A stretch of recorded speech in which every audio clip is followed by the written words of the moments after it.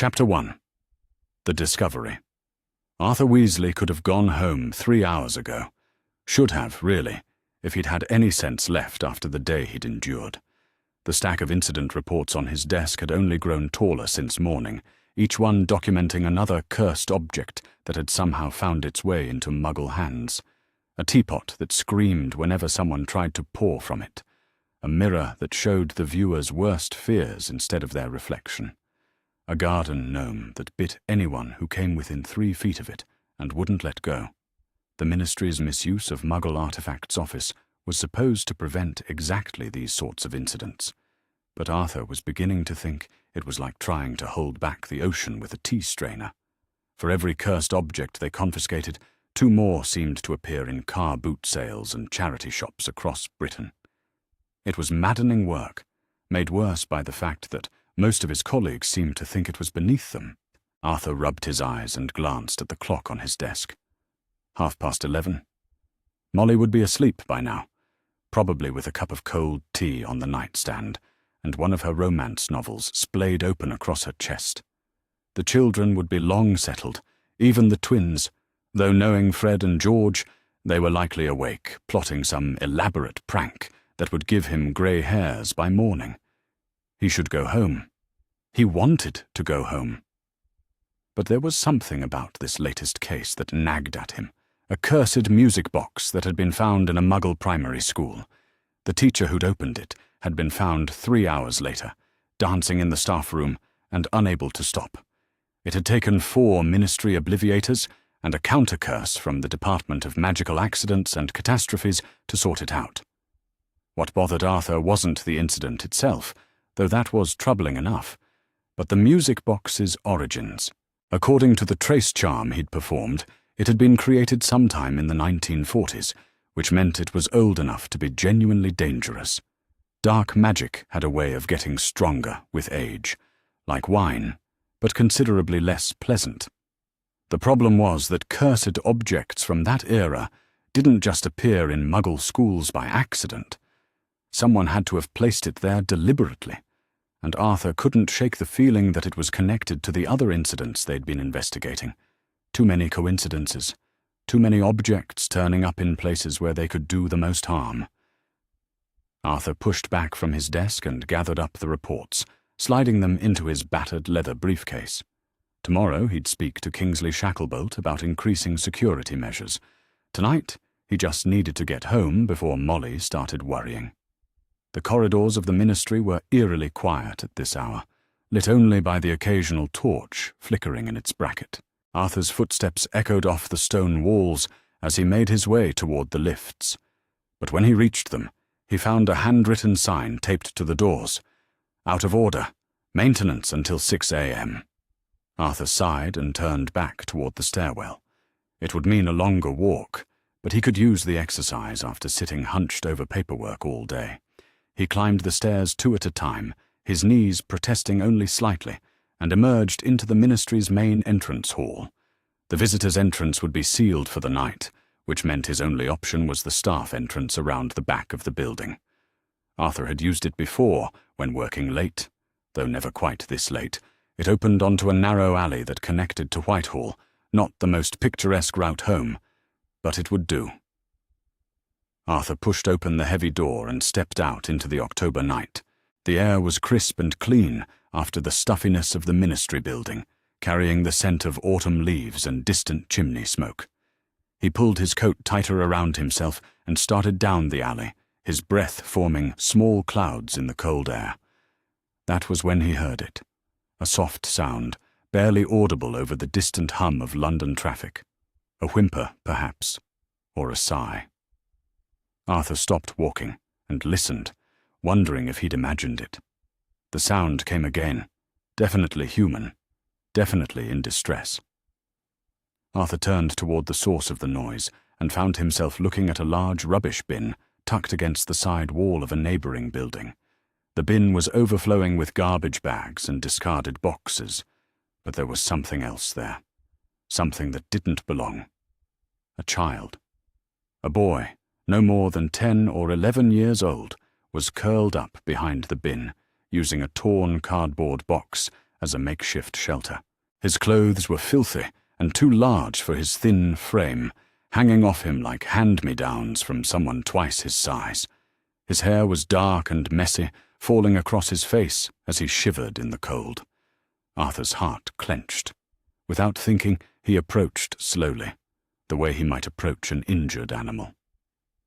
"Hello there," he said softly, keeping his voice gentle and non-threatening. "Are you all right?" The boy's head snapped up, and Arthur caught a glimpse of bright green eyes, wide with fear, before the child scrambled backward, pressing himself against the brick wall. His whole body was tense, coiled like a spring, ready to run at the first sign of danger. "It's all right," Arthur said, crouching down to make himself less imposing. "I'm not going to hurt you. My name's Arthur. What's yours?" The boy didn't answer, just stared at Arthur with those enormous green eyes. Up close, Arthur could see the full extent of the child's condition. He was painfully thin, his cheeks hollow, and his clothes hanging off his small frame.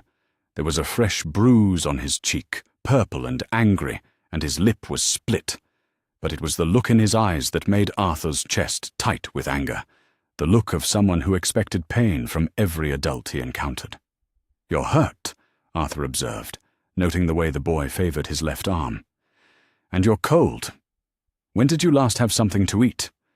The boy's stomach chose that moment to growl audibly, and he flushed with embarrassment, ducking his head. Arthur felt something fierce and protective rise in his chest. This was somebody's child, somebody's son, and he was alone and afraid and hungry in a back alley in the middle of the night. It didn't matter who he was or how he'd gotten here. What mattered was that he needed help, and Arthur was the only one around to provide it. "Listen," Arthur said, settling more comfortably into his crouch. "I know you don't know me, and I know you're scared. But I have children of my own, and if one of them were out here alone and hurt, I'd hope someone would stop to help. Let me do the same for you." The boy's grip on the cardboard box loosened slightly. You have children." His voice was barely a whisper, hoarse and raw. "7 of them," Arthur said with a smile. "My wife says I'm mad, and she's probably right. They're all at home now, safe and warm. Bill's our oldest. He's 22 and works with dragons in Romania. Then there's Charlie. He's 20 and handles dragons, too. Though he's better at it than Bill. Don't tell Bill I said that. Percy's 16 and takes everything very seriously. The twins, Fred and George, are 14 and take nothing seriously at all. Ron's 11, and Ginny's our baby at 10, though she'd hex me if she heard me call her that." The boy was listening now, some of the tension leaving his shoulders. "Dragons?" he asked quietly. "Oh, yes," Arthur said, encouraged by the spark of interest in the boy's voice. "Fascinating creatures, dragons. Very misunderstood, though. Most people think they're just big, dangerous lizards. But they're actually quite intelligent. Charlie's always sending letters about the different species he works with. Just last week he wrote about a Hungarian horntail that had learned to paint with its tail. Abstract art, mind you, but still impressive." A ghost of a smile flickered across the boy's face before disappearing again. "That sounds nice. Nice. As if having a family who wrote letters and talked about dragons was some distant, impossible dream." Arthur felt his heart break a little more. "What's your name, son?" Arthur asked again, his voice gentle. The boy hesitated, chewing on his lower lip. When he finally spoke, his voice was so quiet Arthur had to strain to hear it. "Harry. Harry Potter." Arthur felt the bottom drop out of his world. Harry Potter. The Harry Potter. The boy who lived, the child who had defeated you-know-who as a baby, and then simply disappeared. Arthur knew the story, of course. Everyone in the wizarding world knew the story. Harry had been placed with his Muggle relatives for his own protection, to grow up safe and loved away from the attention and dangers of the magical world. But this This was not safe. This was not loved. This was a child sleeping rough behind a rubbish bin in London, beaten and starving and so thin Arthur could probably count his ribs. Arthur's hands clenched into fists at his sides. Whatever had happened, whoever was responsible for leaving Harry Potter in this state, Arthur would make sure they answered for it. But first, he needed to get the boy somewhere safe and warm. "Harry?" Arthur said, testing the name. It felt strange, knowing who he was talking to, but it didn't change anything. Famous or not, Harry Potter was just a frightened child who needed help. That's a good name. Strong name. Harry's eyes were wary again, watching Arthur for any sign of recognition or change in behavior. Arthur kept his expression carefully neutral, though inside he was seething with rage at whoever had done this to him. "Are you hungry, Harry?" Arthur asked. "I have a thermos of tea in my briefcase, and I think there might be a sandwich or two left over from lunch. Molly, that's my wife. She always packs too much food. Says I'll waste away to nothing if she doesn't." Harry's stomach growled again, and this time he looked mortified. I don't have any money," he whispered. "Did I ask for money?" Arthur said gently. "I offered to share my food because you're hungry, and I have some to spare. That's what people do for each other, Harry. That's what families do." The word families seemed to hit Harry like a physical blow. His face crumpled for just a moment before he got control of himself again, but Arthur saw it. Whatever had happened to him, it had something to do with family, or the lack thereof. Arthur opened his briefcase and pulled out his thermos, along with 2 wrapped sandwiches. He poured some tea into the thermos cup, steam rising in the cold air, and held it out to Harry. "Here, it's got milk and sugar in it. Might help warm you up." Harry stared at the cup like it was a trap. "Why are you being nice to me?" The question broke Arthur's heart all over again. How could a child, any child, but especially this one, have learned to be suspicious of simple kindness?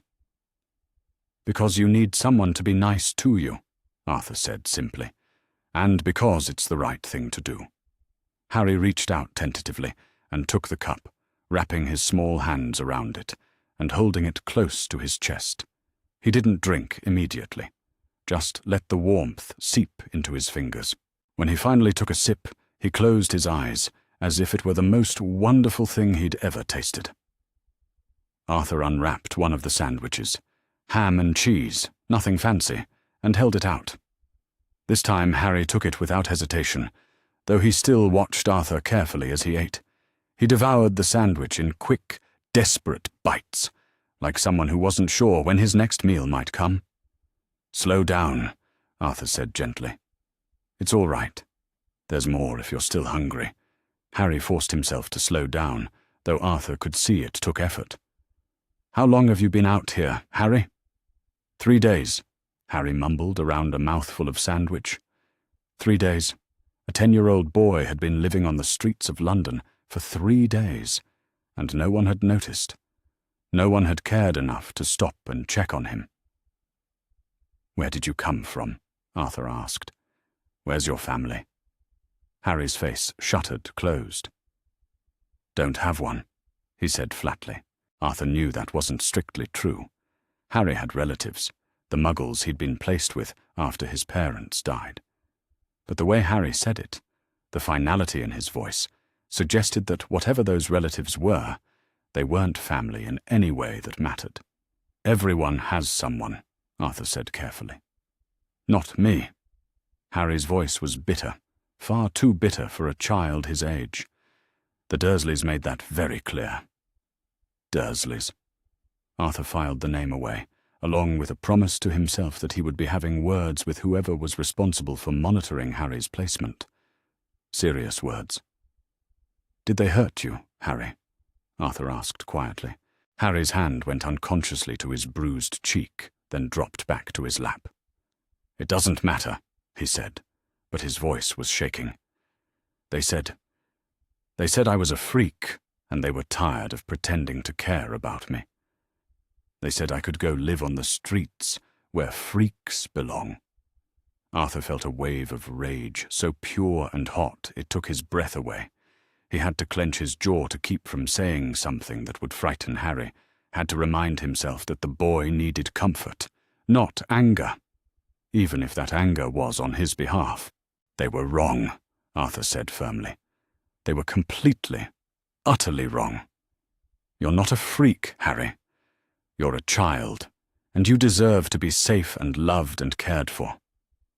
What they did to you, it's not acceptable. It's not right. Harry looked up at him with those enormous green eyes, and Arthur could see the hope warring with disbelief in them. You don't know me, Harry said quietly. You don't know what I'm like. I make things happen. Strange things. Things break around me when I'm upset. People get hurt. Magic. Harry was describing accidental magic, the kind that happened when magical children were emotional or frightened. Arthur felt another surge of anger at the Dursleys.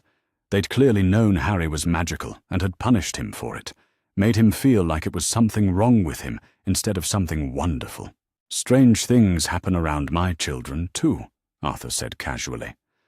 Just last week, Fred got so excited about a new prank idea that he turned his hair bright purple and couldn't figure out how to change it back. George laughed so hard he made all the spoons in the kitchen start dancing. And don't get me started on what Ron does when he's really angry. Last time he made his toy soldiers march around and attack Percy's homework. Harry was staring at him now, his mouth slightly open. They can do magic, too. Oh yes, Arthur said. My whole family can. It's perfectly normal, Harry. Nothing to be ashamed of or afraid of. But the Dursleys said, the Dursleys, Arthur interrupted gently but firmly, don't understand magic. They were scared of it, and they took that fear out on you. But they were wrong, Harry. Magic is a gift. It's something to be celebrated, not hidden or punished. Harry was crying now, silent tears streaming down his face. Arthur wanted nothing more than to gather him up in his arms and tell him everything would be all right, but he forced himself to stay still. Harry needed to feel safe, to feel like he had control over what happened next. I don't want to go back, Harry whispered. Please don't make me go back to them. Arthur's heart broke all over again. You don't have to go back, he promised. I won't let them hurt you again. But where will I go? Harry asked, and the hopelessness in his voice was devastating. I don't have anywhere else. Arthur looked at this small, brave boy who had been through more than any child should ever have to endure. He thought about his own children, safe and warm in their beds at the burrow. He thought about Molly, who had never met a stray animal or lost soul she didn't immediately want to feed and nurture. He thought about the spare bedroom that had been empty since Bill had moved out, waiting for someone who needed it. What if you came home with me? Arthur asked quietly. Just for tonight, to get warm and have a proper meal. We can figure out the rest tomorrow. Harry stared at him like he was speaking a foreign language. You'd take me home? To your family? If you'd like, Arthur said. I can't promise it won't be a bit chaotic. It usually is, with 7 children. And Molly will probably fuss over you terribly. But you'd be safe, and you'd be fed, and no one would hurt you. Why? Harry asked, and his voice was so small, so lost. Why would you do that for me? Arthur thought about all the reasons he could give. Because Harry was famous. Because he was the boy who lived. Because he'd defeated the darkest wizard of their time. Because he was connected to prophecies and destinies that Arthur couldn't begin to understand. But none of those reasons mattered right now. Because you're a child who needs help, Arthur said simply. Because my wife and I have always had room in our home for one more. Because everyone deserves to feel safe and loved, especially children. Harry was openly sobbing now, great gasping sobs that shook his thin shoulders. Arthur couldn't stand it any longer. He moved slowly, telegraphing his intentions, and wrapped his arms around the boy. Harry stiffened for a moment then collapsed against him, burying his face in Arthur's coat. "It's all right," Arthur murmured, rubbing Harry's back the way he'd done countless times with his own children. "You're safe now. I've got you." They stayed like that for a long time, Harry crying out what seemed like years of pain and loneliness, while Arthur held him and whispered reassurances. Eventually, Harry's sobs quieted to sniffles, and he pulled back, wiping his eyes on his sleeve. "Sorry," he mumbled. "I didn't mean to—" "Don't apologize," Arthur said firmly. "You have nothing to be sorry for. Nothing at all." Arthur stood up and held out his hand. "Come on, then. Let's get you home." Harry looked at the offered hand for a long moment, then slowly reached out and took it. His fingers were small and cold, but they gripped Arthur's hand tightly as he allowed himself to be helped to his feet. "What if they don't like me?" Harry asked as they started walking. "Your family, I mean.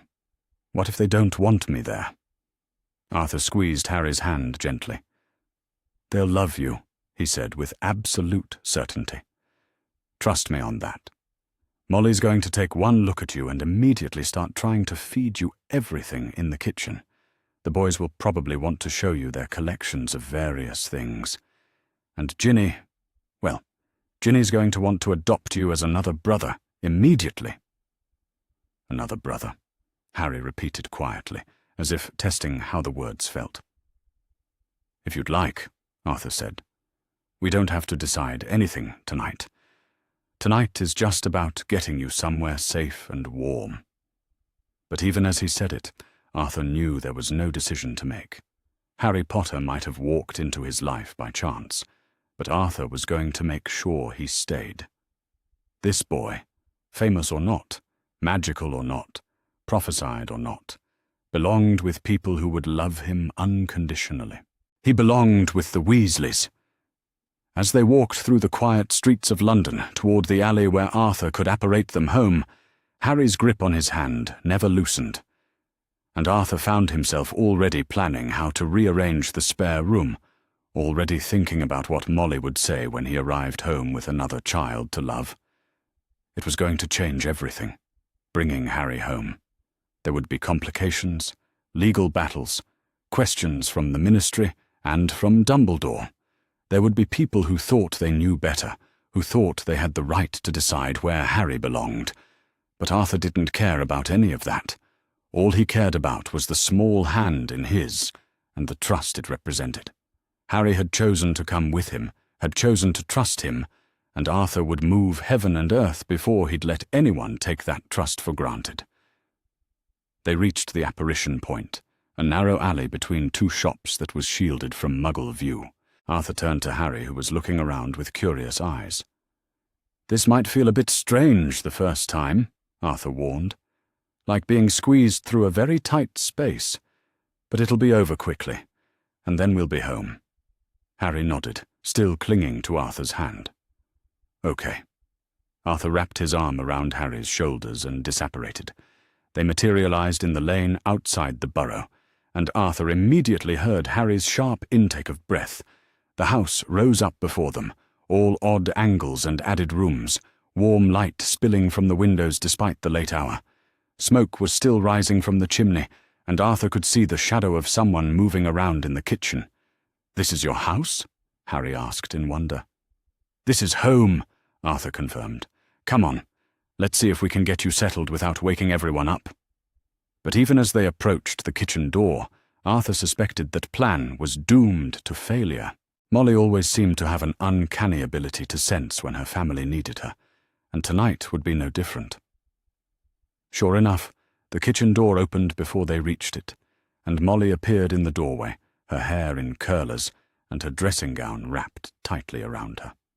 "Arthur Weasley," she said, her voice mixing relief and exasperation in equal measure. "I was beginning to think you'd decided to move into your office permanently. Do you have any idea what time it is?" Then her eyes fell on Harry, and her expression changed immediately. Her gaze took in his thin frame, his dirty clothes, the bruise on his face. Her maternal instincts kicked in with almost visible force. "Oh my goodness," she breathed, immediately rushing forward. "You poor dear. Come in. Come in right now. You must be frozen through." Harry looked uncertainly at Arthur, who squeezed his shoulder reassuringly. "It's all right," Arthur said. "This is Molly, my wife. She's going to take very good care of you." Molly was already ushering them both into the warm kitchen, her hands fluttering as she tried to decide what to do first. "Sit down, sweetheart," she said to Harry, pulling out a chair at the kitchen table. "Let me get you something warm to drink, and you're far too thin. When did you last have a proper meal?" Harry sat down, gingerly, still looking overwhelmed by the attention.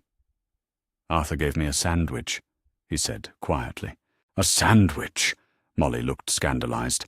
"That's not nearly enough for a growing boy. Arthur Weasley, where did you find this child?" Arthur exchanged a look with Harry, who nodded slightly.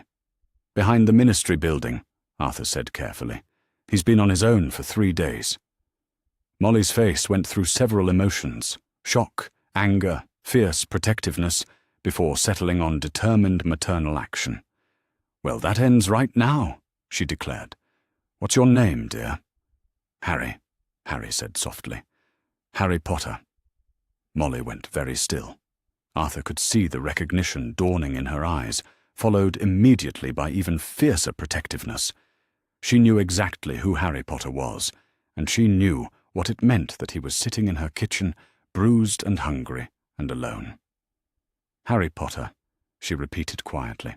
Then, with characteristic Molly practicality, she set her shoulders and got back to work.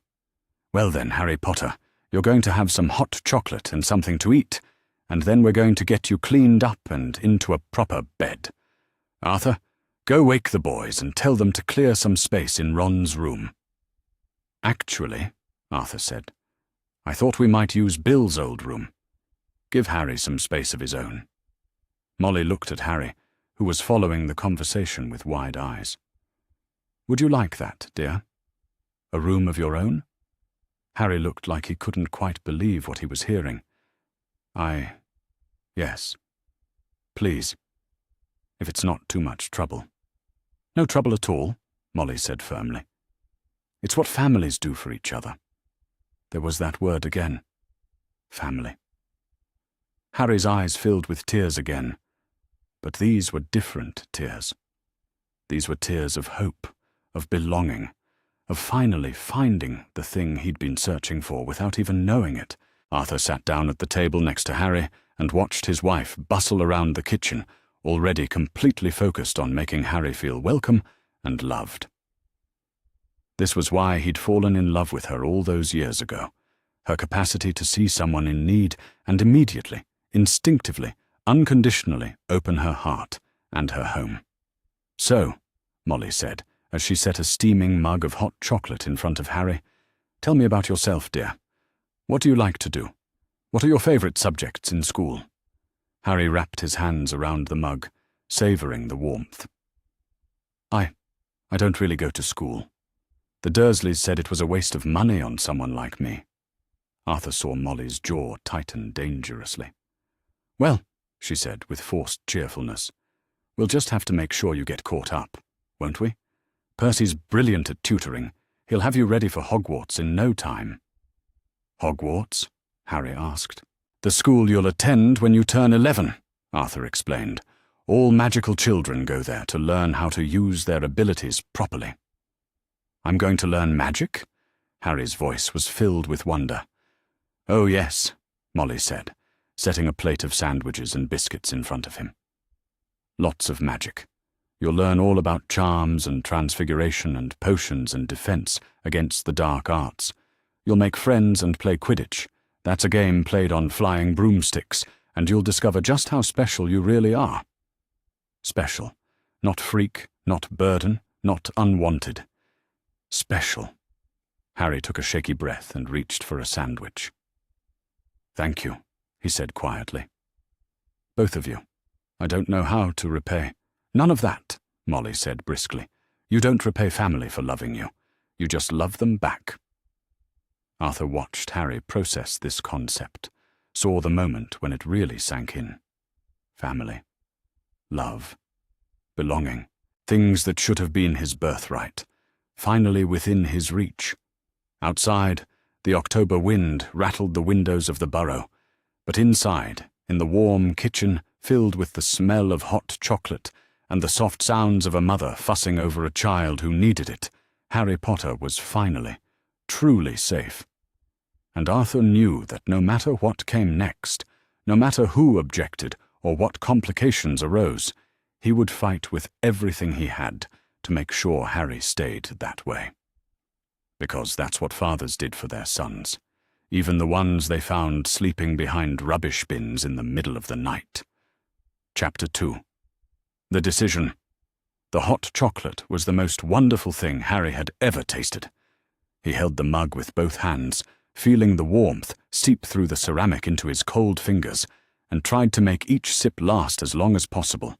It was rich and sweet and thick, nothing like the watery cocoa powder the Dursleys occasionally gave Dudley when he was sick. This was real hot chocolate, made with love by someone who actually cared whether he was warm. Molly Weasley moved around the kitchen with practiced efficiency, pulling things from cupboards and heating pans on the stove.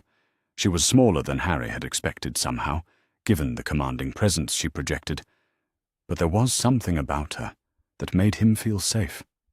Maybe it was the way she kept glancing over at him, with genuine concern, or the way she hummed softly under her breath as she worked, or the way she'd immediately accepted Arthur's decision to bring home a strange child without question. Arthur sat beside him at the table, his red hair gleaming in the lamplight, his hands wrapped around his own mug of tea. He wasn't saying much, just staying close, and Harry was grateful for that.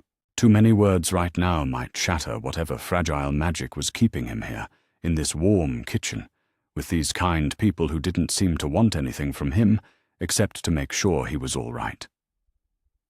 "Now then," Molly said, setting a plate of scrambled eggs and toast in front of Harry. "I want you to eat every bit of that. You're far too thin, and growing boys need proper nutrition." Harry looked down at the plate and felt his throat close up.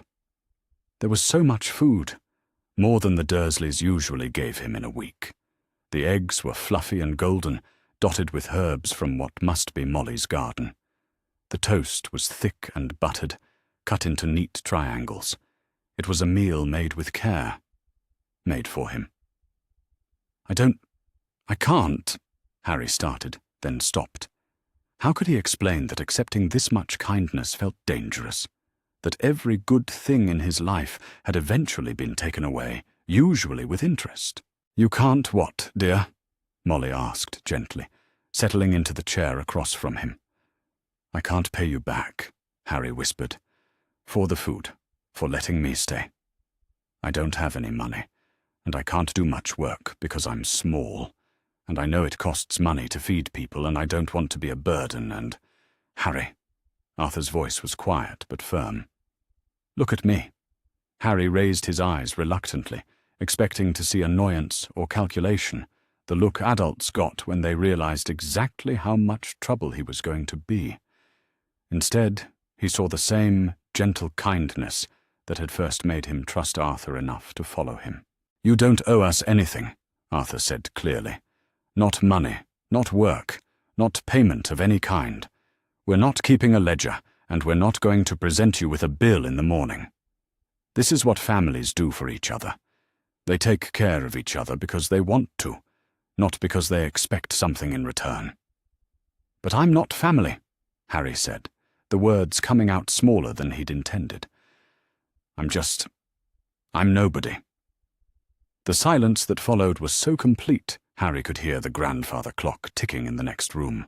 When he looked up, he saw Molly's eyes were bright with unshed tears, and Arthur's jaw was clenched tight enough that Harry worried he might crack his teeth. "Harry Potter," Molly said, her voice thick with emotion, "you are not nobody. You are somebody very important, and not just because of what happened when you were a baby. You're important because you're a child who deserves love and safety and care. You're important because you're sitting in my kitchen and you're hungry and scared and far from home. That makes you important to us." Harry wanted to believe her. Oh, how desperately he wanted to believe her. But the Dursleys had spent 10 years teaching him exactly how little he mattered, how much of a burden he was, how grateful he should be for even the smallest scraps of tolerance. The Dursleys said, "The Dursleys," Arthur interrupted, his voice carrying an edge Harry had never heard before, "were wrong about everything. Everything, Harry. They were wrong about you, wrong about magic, wrong about what family means, and wrong about their responsibilities to you." Arthur leaned forward, and Harry could see the intensity burning in his eyes. "I need you to understand something, and I need you to really listen to me.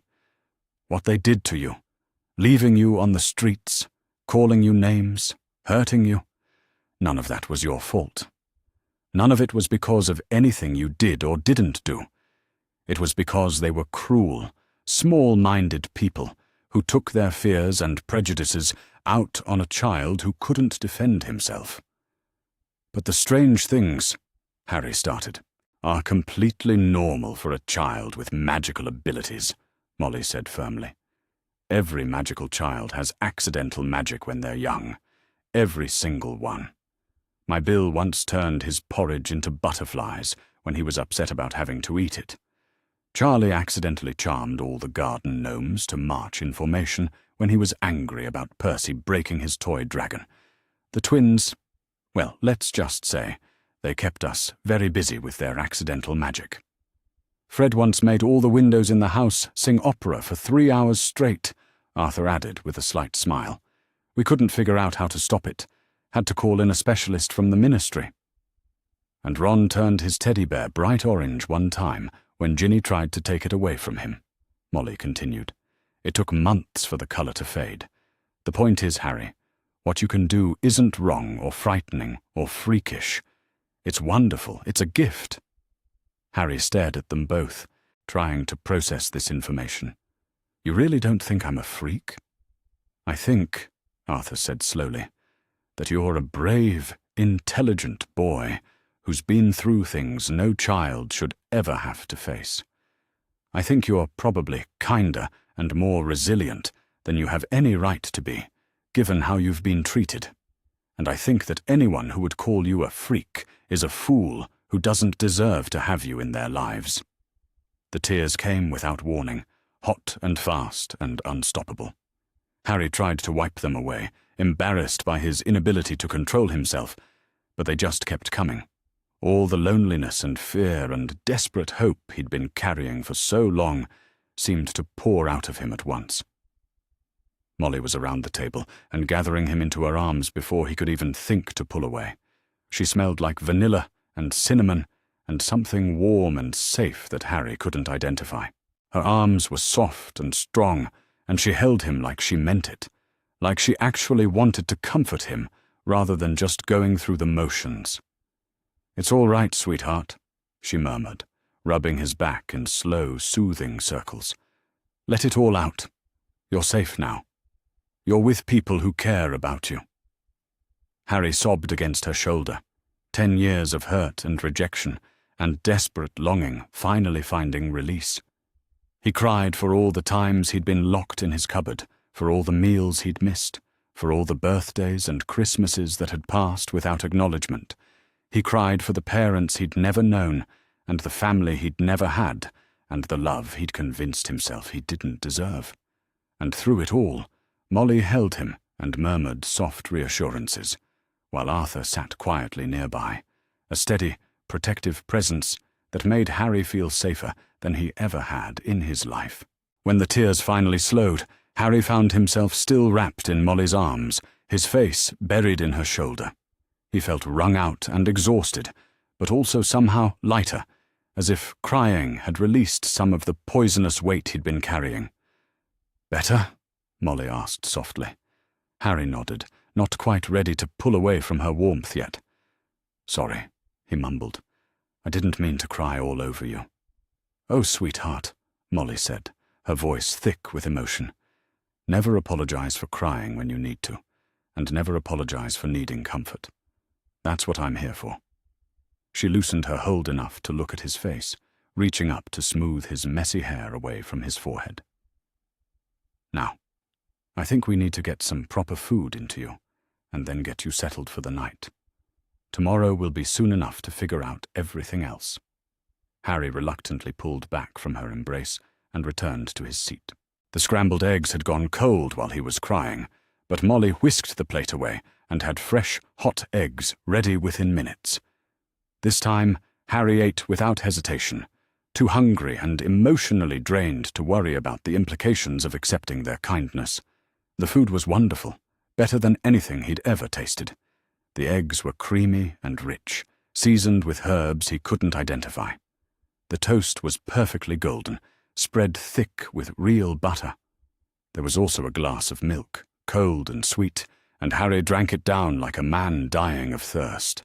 "That's much better," Molly said approvingly, as Harry cleaned his plate.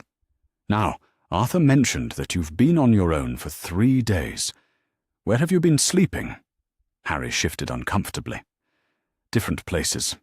A doorway the first night, but someone called the police, so I had to move.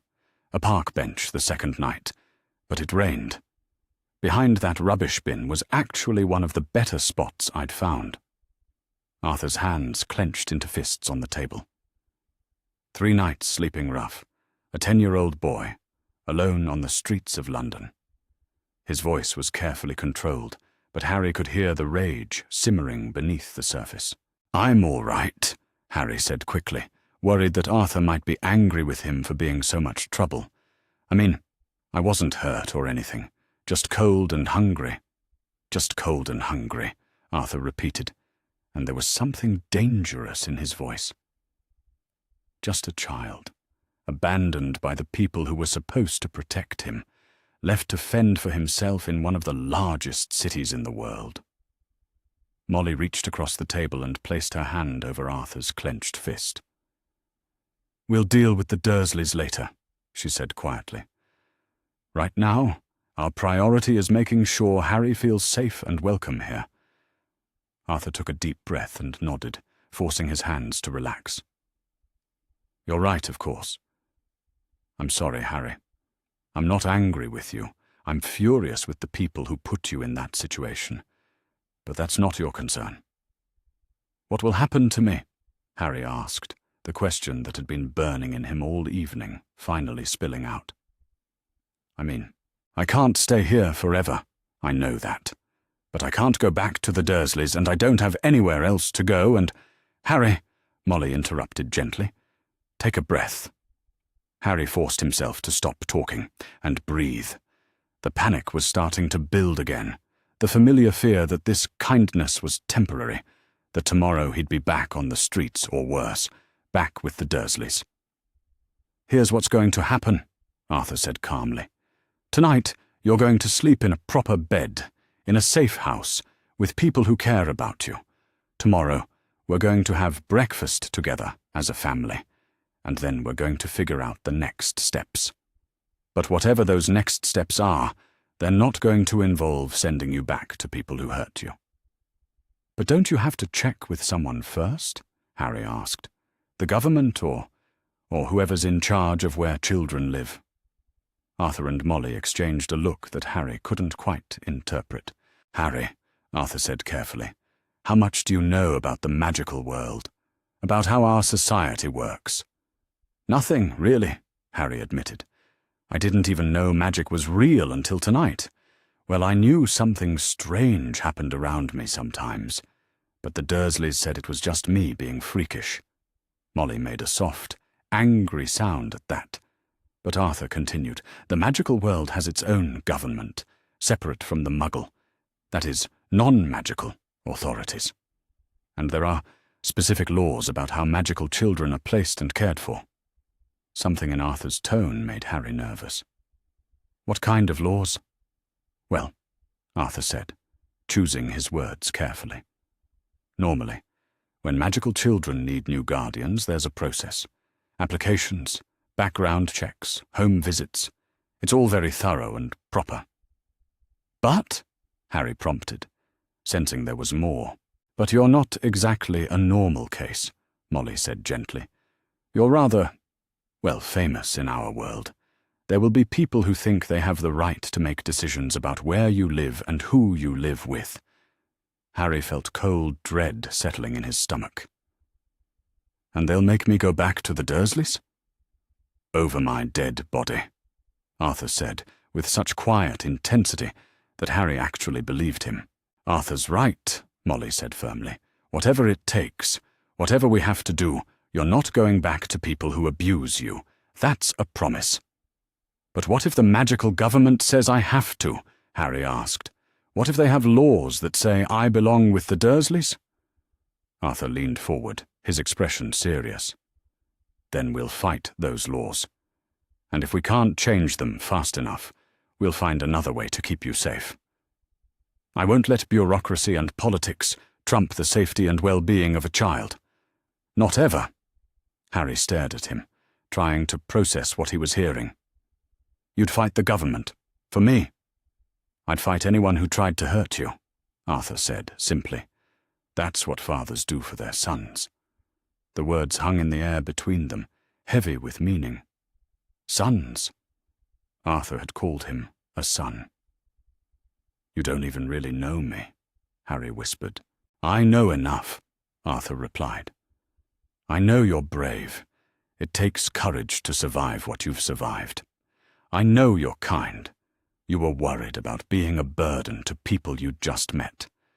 I know you're intelligent. You ask good questions and you listen to the answers. And I know you deserve better than what you've had." "What Arthur's trying to say," Molly said with a gentle smile, "is that we've already decided. You're staying with us for as long as you want to stay. We'll make it work, legally and practically and every other way." "But you have 7 children already," Harry protested, "and I'm not even related to you. And there will be problems with the government, and people might get angry with you, and—" "Harry!" Molly interrupted. "Do you want to stay with us?" The question was so simple, so direct, that it cut through all of Harry's spiraling worries.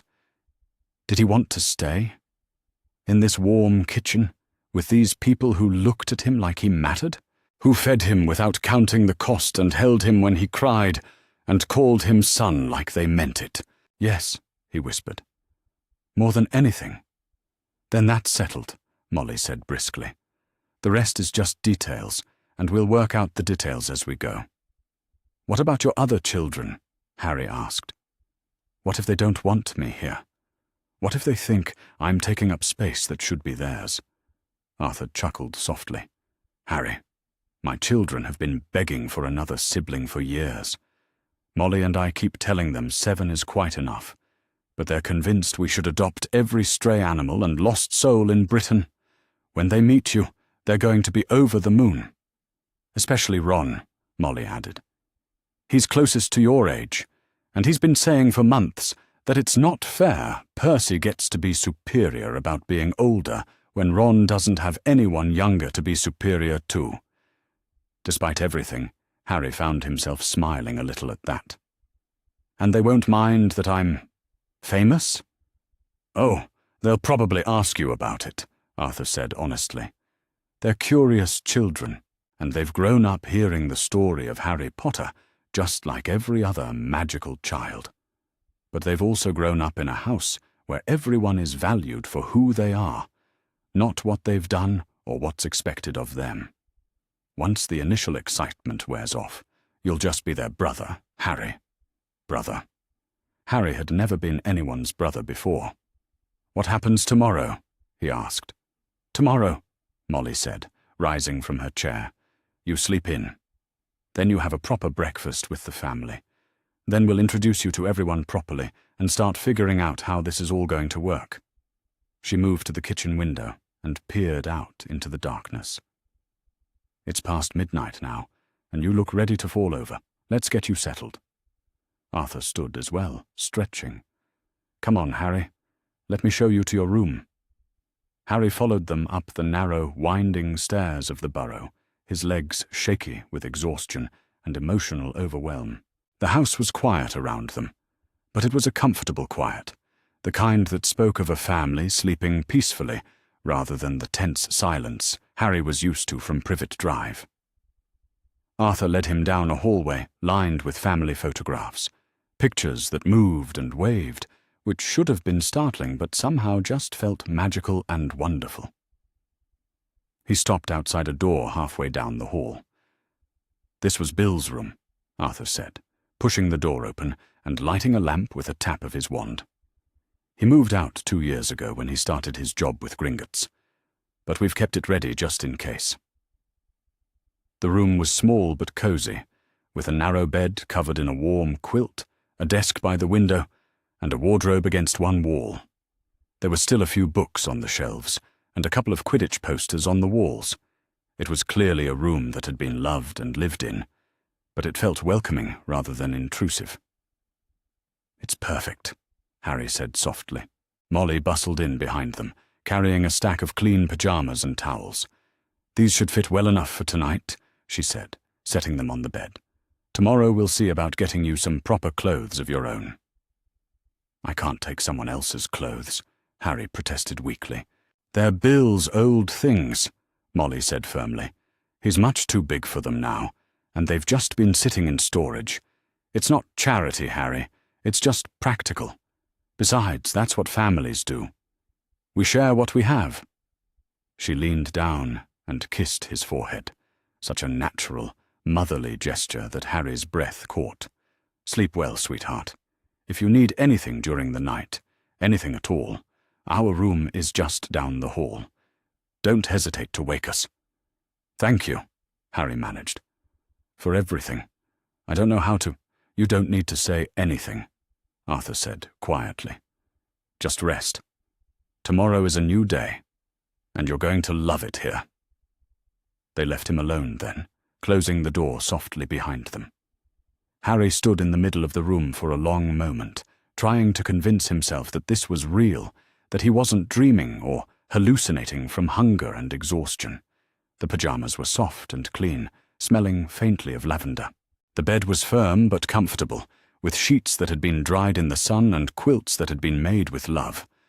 For the first time in his life, Harry was sleeping in a room that was truly his, in a house where he was wanted, with people who had chosen to love him. As he settled into bed, Harry could hear the soft murmur of Arthur and Molly's voices through the thin walls. He couldn't make out the words, but the tone was gentle and loving, the sound of parents who cared about each other and their children. This is what family sounds like, Harry thought to himself as he drifted towards sleep. This is what home feels like. Tomorrow would bring questions and complications, and probably more tears. Tomorrow he would have to meet the rest of the Weasley children and figure out how to be part of a family when he'd never learned how.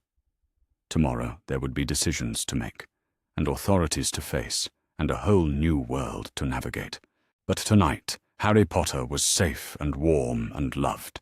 Tonight, for the first time in his life, he was exactly where he belonged. And as sleep finally claimed him, Harry smiled into his pillow and dreamed of red hair and warm hugs, and the sound of a mother calling him sweetheart like she meant it. Down the hall, Arthur and Molly Weasley lay awake in their own bed, talking in whispers about the boy they'd just welcomed into their home. "Are we doing the right thing?" Molly asked softly. "Taking him in like this, without going through proper channels?" Arthur was quiet for a long moment. "I keep thinking about him sitting behind that rubbish bin," he finally said. 10 years old, Molly, beaten and starving and alone, and the look in his eyes when he told me his name, like he expected me to be disappointed, or to suddenly decide he wasn't worth helping. "The poor little love," Molly murmured. "What those people did to him. Arthur, how could anyone treat a child like that? How could they look at that sweet boy and see anything but someone to love and protect?" "I don't know," Arthur said grimly. "But I know this. Whatever it takes, whoever we have to fight, Harry is staying here. He's ours now." "Dumbledore won't be pleased," Molly said quietly. "Dumbledore," Arthur replied with uncharacteristic steel in his voice, "should have been paying better attention to where he placed Harry in the first place. If he'd bothered to check on the boy's welfare, even once in 10 years, Harry wouldn't have been sleeping rough in London." Molly curled closer to her husband, drawing comfort from his solid presence. The children will love him." "They will," Arthur agreed. "Ron especially. He's always wanted a brother closer to his own age. And Ginny will fuss over him terribly. She's been the baby for so long, she'll probably enjoy having someone to take care of." "What about the others?" "Bill and Charlie are away, but Percy and the twins—" "Percy will take it upon himself to make sure Harry's properly educated," Molly said with a fond smile. "You know how he is about responsibility. And Fred and George, well, they'll probably see him as a new partner in mischief." Arthur chuckled softly. God help us all. They fell quiet again, both lost in their own thoughts. Finally, Molly spoke again. "Arthur, are we really ready for this? The attention, the questions, the political complications. You know there will be people who think we have no right to keep him. Important people." Arthur thought about the boy sleeping down the hall, about the way Harry had looked when Arthur found him, about the desperate hope in his eyes when Molly called him sweetheart. "Let them come," he said firmly. "Let them try to take him away from the first real family he's ever known. We'll see how that works out for them." Molly smiled into the darkness. This was why she'd fallen in love with Arthur Weasley all those years ago. His absolute, unwavering conviction that doing the right thing was more important than doing the easy thing. "I love you," she whispered. "I love you too," he replied, pressing a kiss to the top of her head. "And tomorrow, we're going to start teaching that boy what it means to be loved unconditionally." Outside their window, the October wind rustled through the apple trees in their orchard, a gentle lullaby for a house full of sleeping children. 7 Weasleys and 1 Potter, all safe and warm and home where they belonged. In the morning, there would be questions to answer and challenges to face. But tonight, the Weasley family had grown by 1, and love had expanded to fill the space perfectly, as love always does when there's room in the heart to let it grow. Chapter 3.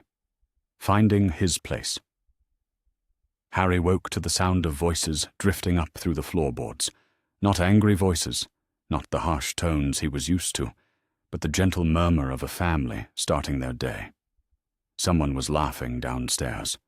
A warm, rich sound that made something tight in his chest begin to relax. Someone else was moving around, footsteps creaking on old wooden floors, and he could smell something wonderful cooking. For a moment, Harry lay perfectly still in the narrow bed, afraid to move in case he discovered this was all an elaborate dream. The quilt was soft and warm around him, smelling faintly of sunshine and lavender. The morning light filtering through the curtains was golden and gentle, nothing like the harsh fluorescent bulb that had lit his cupboard at the Dursleys. This was real. This was happening.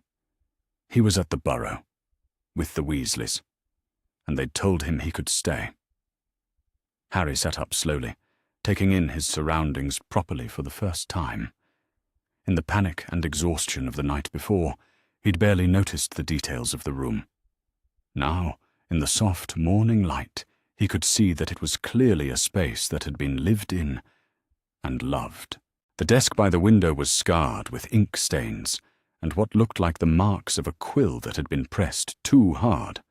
The bookshelves held an eclectic mix of textbooks, adventure novels, and what appeared to be several journals bound in leather. On the walls, magical photographs moved gently in their frames, a Quidditch team celebrating a victory, a group of young men Harry assumed were Bill and his friends, laughing and waving at the camera. There was something so normal about it, so wonderfully ordinary, that Harry felt tears prick at his eyes again. A soft knock on the door interrupted his thoughts. "Harry?" Molly's voice came through the wood, gentle and questioning. "Are you awake, dear?" "Yes," Harry called back, his voice coming out scratchy with sleep. "May I come in?" Harry looked down at himself. He was wearing Bill's old pajamas, which were too big but cleaner and softer than anything he'd owned in years. "Yes, please." Molly pushed open the door, carrying a small tray with a steaming mug and what looked like fresh biscuits. Her hair was already neat and tidy despite the early hour, and she wore a warm smile that made Harry's chest feel tight with unfamiliar emotion. "Good morning, sweetheart," she said, settling the tray on the desk. "I brought you some tea and a little something to tide you over until breakfast. The children are all awake now, and they're very eager to meet you." Harry felt a spike of nervousness. All of them. "Well, Bill and Charlie are both working. Bill's in Egypt with Gringotts, and Charlie's in Romania with his dragons. But Percy, the twins, Ron and Ginny are all downstairs, and they've been asking about you since they woke up." Molly sat on the edge of the bed, her expression gentle but serious. "Harry, I want you to know that we told them who you are. Not because we think it defines you, but because we wanted them to understand that you might need some time to adjust, and that your privacy and comfort are important to us." Harry's stomach clenched. "What did they say?" "Ron asked if you really had a scar shaped like lightning," Molly said with a fond smile. "Ginny wanted to know if you were lonely. The twins asked if you knew any good pranks. And Percy immediately started planning your educational schedule to make sure you're caught up for Hogwarts." Harry blinked. "That's it?" "That's it," Molly confirmed. "They're good children, Harry. They understand what it means to be treated badly, and they understand what it means to need a safe place to belong. You don't have to worry about being judged or gawked at or treated like a curiosity. To them, you're just their new brother who needs looking after." Brother. The word still felt strange and wonderful in equal measure. "What if they don't like me?" Harry asked quietly. Molly's expression softened even further. "Oh, sweetheart. What's not to like? You're kind and brave and thoughtful. You're exactly the sort of person they'd choose as a brother, fame aside." She stood up and smoothed his hair back from his forehead, the gesture so naturally maternal that Harry's breath caught. "Take your time getting ready. There's no rush. When you're ready to come down, we'll be there." After she left, Harry drank the tea. It was perfectly sweet and warm, and nibbled on the biscuits, which were buttery and rich and unlike anything the Dursleys had ever given him. Through the window, he could see the Weasleys' garden, wild and overgrown, but clearly tended with love. There were vegetables growing in neat rows, herbs climbing up trellises, and what looked like several chickens pecking around in the dirt. It was nothing like the sterile, perfect lawn at Privet Drive, where even the flowers seemed afraid to grow out of line. This garden looked lived in, loved, imperfect, and beautiful. Harry dressed carefully in the clothes Molly had left for him. More of Bill's old things, but they fit reasonably well and were clean and comfortable. He ran his fingers through his hair, trying to tame it into something presentable, then gave up when it became clear that his hair had ideas of its own. The voices downstairs had gotten louder, not angry but more energetic, the sound of a family gathering for breakfast. Harry could hear Molly's voice directing traffic, someone complaining about something, and what sounded like an argument about Quidditch teams. Harry took a deep breath and opened his door. The stairs creaked under his feet as he made his way down, following the sounds and smells toward what he assumed was the kitchen. The photographs on the walls seemed to watch him go, their occupants waving and smiling encouragingly. The kitchen was a revelation. It was chaos, but wonderful chaos. The room was full of people and noise and movement, all centered around a long wooden table that looked like it had seen decades of family meals. Molly was at the stove, directing what appeared to be several pans at once with her wand, while simultaneously buttering toast and pouring juice. Arthur sat at the head of the table with a cup of coffee and the morning paper, which seemed to be moving on its own, and around the table sat 4 children who could only be Harry's new siblings. The moment Harry appeared in the doorway, all conversation stopped. 4 pairs of eyes turned to look at him, and Harry felt the familiar urge to flee. These were Arthur and Molly's children, their real children, who belonged here and knew how things worked, and had every right to resent the strange boy their parents had brought home. But instead of resentment or suspicion, Harry saw curiosity, concern, and something that might have been excitement. "Harry!" The voice belonged to a boy who looked to be about Harry's own age, with the same red hair and freckles as his parents, but a rounder face and broader build. This had to be Ron. "Mum said you were staying with us. This is brilliant. I've never had a brother my own age before." "Ron," said an older boy with perfectly combed hair and a serious expression, "let him sit down before you start talking his ear off." This must be Percy, Harry realized. "Good morning, Harry. I'm Percy. I've taken the liberty of compiling a list of books that might help you catch up on magical theory before Hogwarts." "Don't mind Percy," said one of two identical red-headed boys. "He thinks everything can be solved with a list." "I'm Fred," said the first twin. "I'm George," said the second. "And we're much more fun than Percy," they said in unison, grinning widely. "Harry," Molly called from the stove, "come sit down, dear. There's a place set for you right there next to Ron." Harry moved carefully toward the indicated chair, hyper-aware of everyone watching him, but their attention didn't feel invasive or demanding. It felt welcoming, like they were genuinely happy he was there. "You really defeated you-know-who when you were a baby?" Ron asked in a whisper as Harry sat down. "Ron," Percy scolded, "that's hardly appropriate breakfast conversation." "It's okay," Harry said quietly. "I don't really remember it. I was only a baby." "Course you don't remember," said Fred kindly. "You were tiny." "Must be strange, though," added George, "having everyone know your name when you don't know anything about the magical world." Harry was surprised by their understanding. "It is strange. I only found out I was famous last night. I didn't even know magic was real until yesterday." "Blimey," Ron breathed. "What did you think happened when strange things occurred around you?" "The Dursleys told me I was a freak," Harry said simply. The silence that followed was thick with outrage. Harry looked around the table nervously, wondering if he'd said something wrong, but the anger he saw wasn't directed at him. "They called you a freak?" Ron's voice was incredulous. "For doing magic?" Fred demanded. "That's completely mental," George added hotly. "It's also completely wrong," Percy said firmly. "Magic is a gift, not a defect." "The Dursleys," Arthur said from behind his newspaper, his voice carefully controlled, "clearly don't understand the first thing about magic or about children." "Or about anything important," Molly added from the stove, banging pans with perhaps more force than necessary.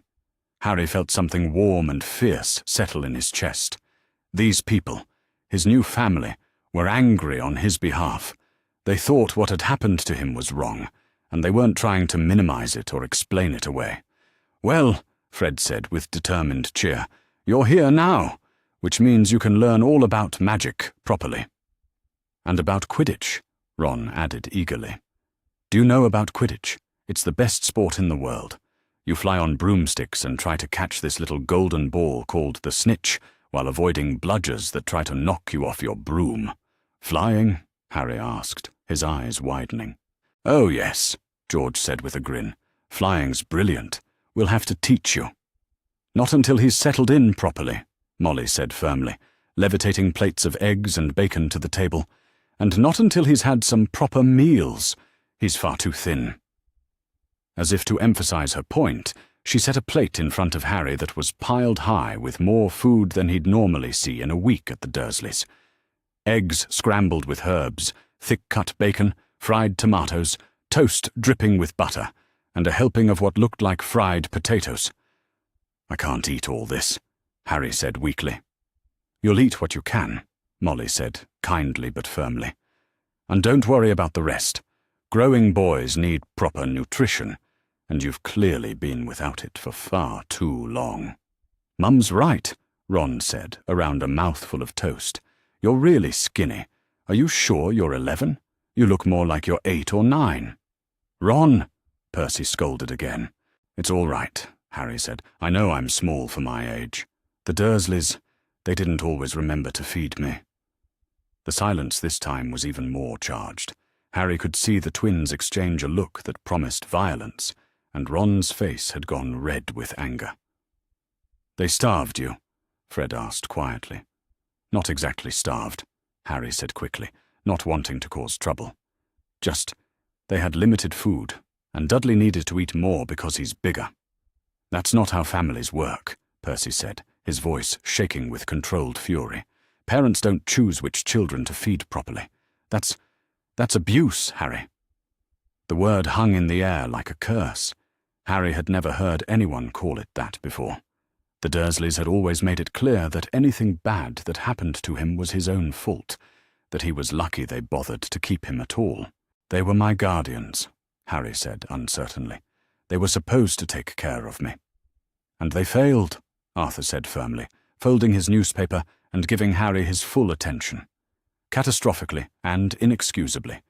Harry, I want you to understand something very clearly. None of what they did to you was normal or acceptable. None of it was your fault, and none of it will ever happen to you again." Harry felt tears threatening again and blinked them back quickly. He was getting tired of crying all the time, but these people kept saying things that hit him right in the heart. "Here," Molly said gently, settling into her own chair with her plate. "Let's have a proper family breakfast. Harry, tell us about yourself. What do you like to do?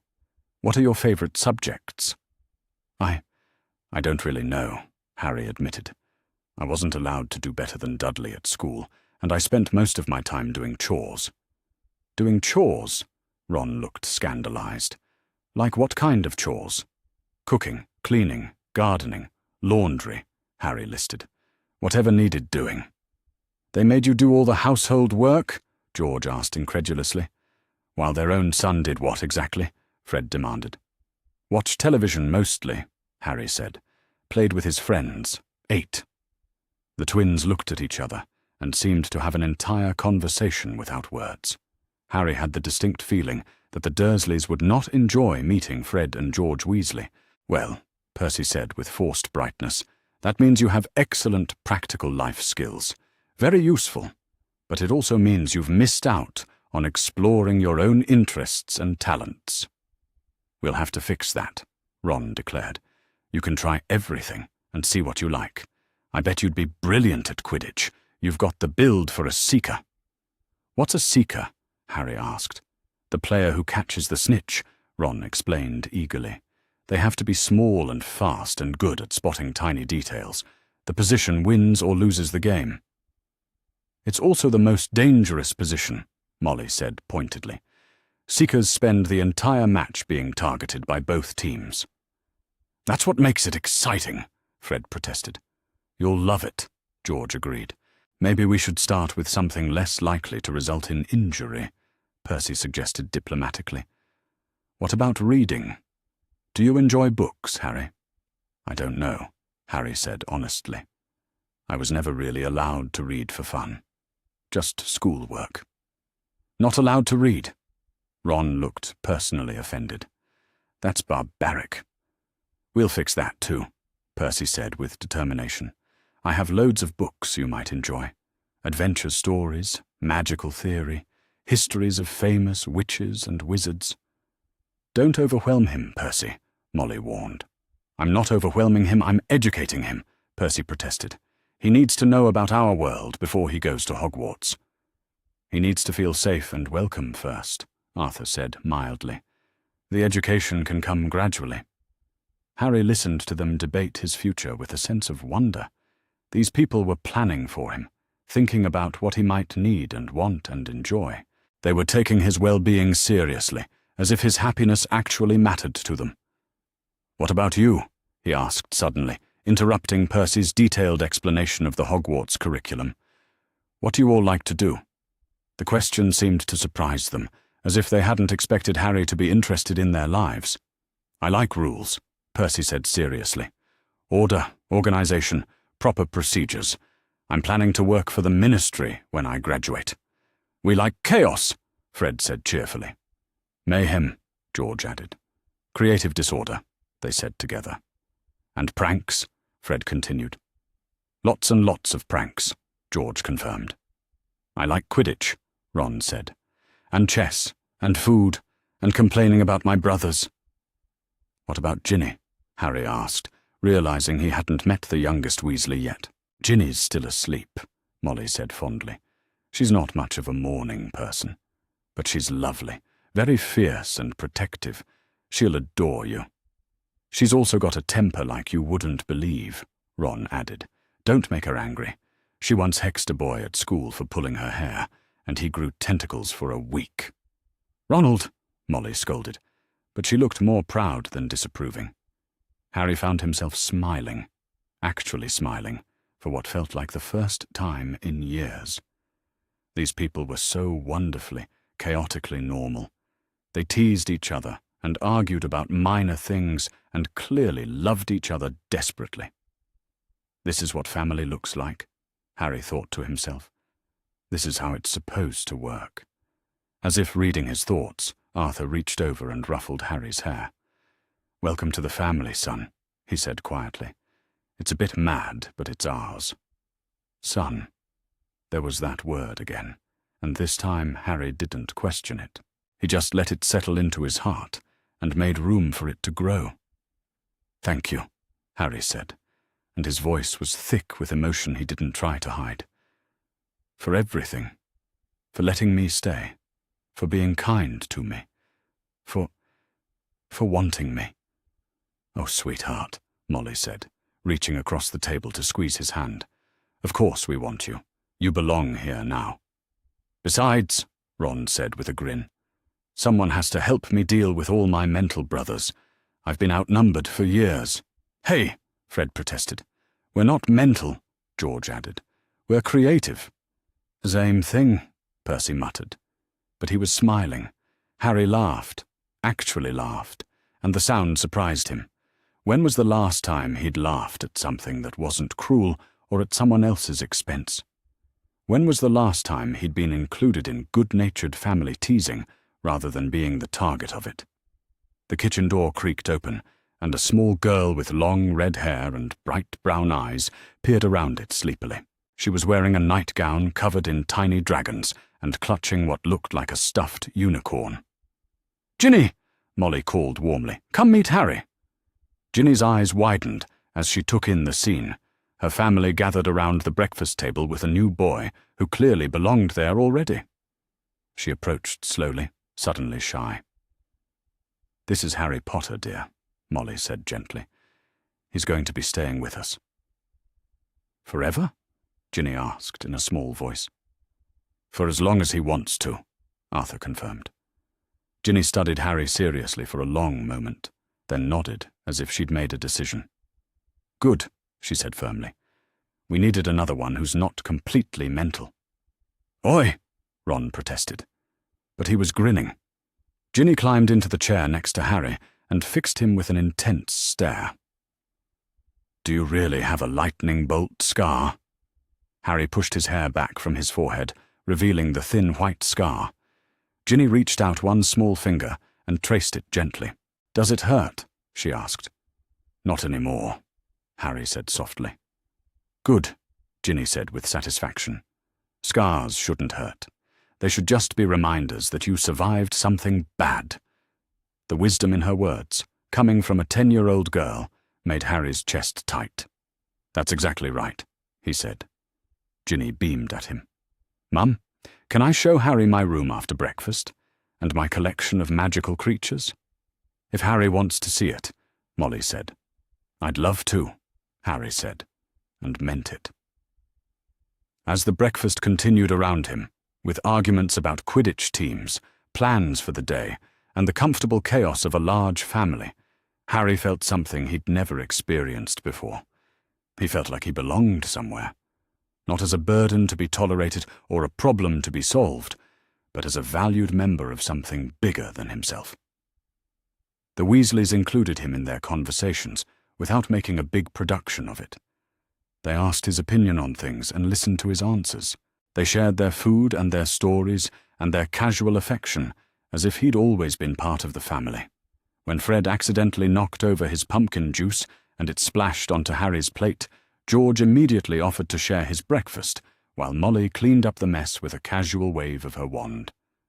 No one yelled or blamed or punished. It was just an accident, cleaned up and forgotten. When Ron started explaining the rules of wizard's chess with enthusiastic hand gestures, nearly knocking Percy's book into his eggs, Percy just moved his book and continued reading, while adding occasional corrections to Ron's explanation. The interaction was so normal, so loving in its casual tolerance, that Harry felt his throat close up with emotion. This was what he'd been missing all his life. This warmth, this acceptance, this sense of being part of something bigger and more important than any individual person. This was family. "Harry," Molly said suddenly, "I was thinking we should go to Diagon Alley today. You'll need proper clothes and school supplies, and it would be good for you to see more of the magical world." "I don't have any money," Harry said automatically. Arthur and Molly exchanged a look. "Actually," Arthur said carefully, "you do. Your parents left you quite well provided for. There's a vault at Gringotts. That's the Wizard Bank, with your inheritance." "I have money?" Harry asked incredulously. "Quite a lot, actually," Arthur said. "The Potters were an old wizarding family with considerable wealth. All of it belongs to you now." Harry stared at him. But the Dursleys always said they were paying for everything, that I was a burden they couldn't afford."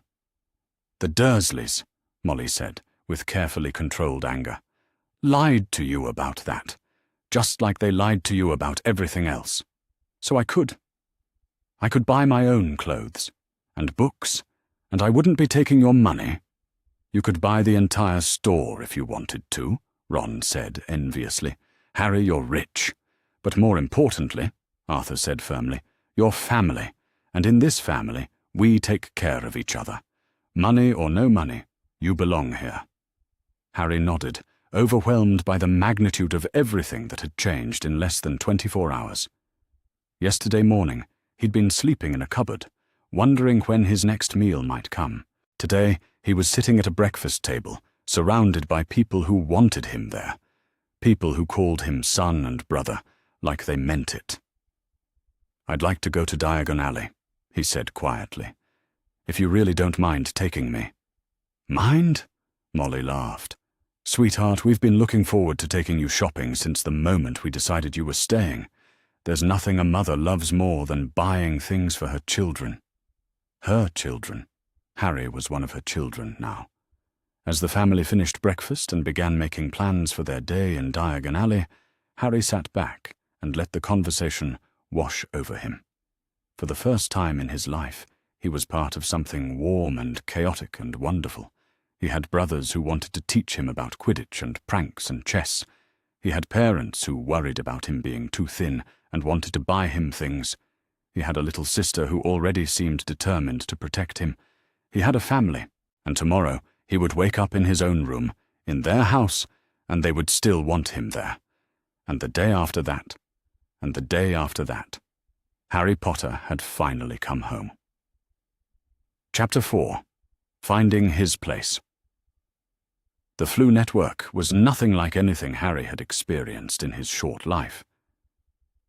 Standing in the Weasleys' sitting room fireplace, watching Molly demonstrate the proper way to throw the glittering powder and speak clearly, Harry felt his stomach churning with nervousness and excitement in equal measure.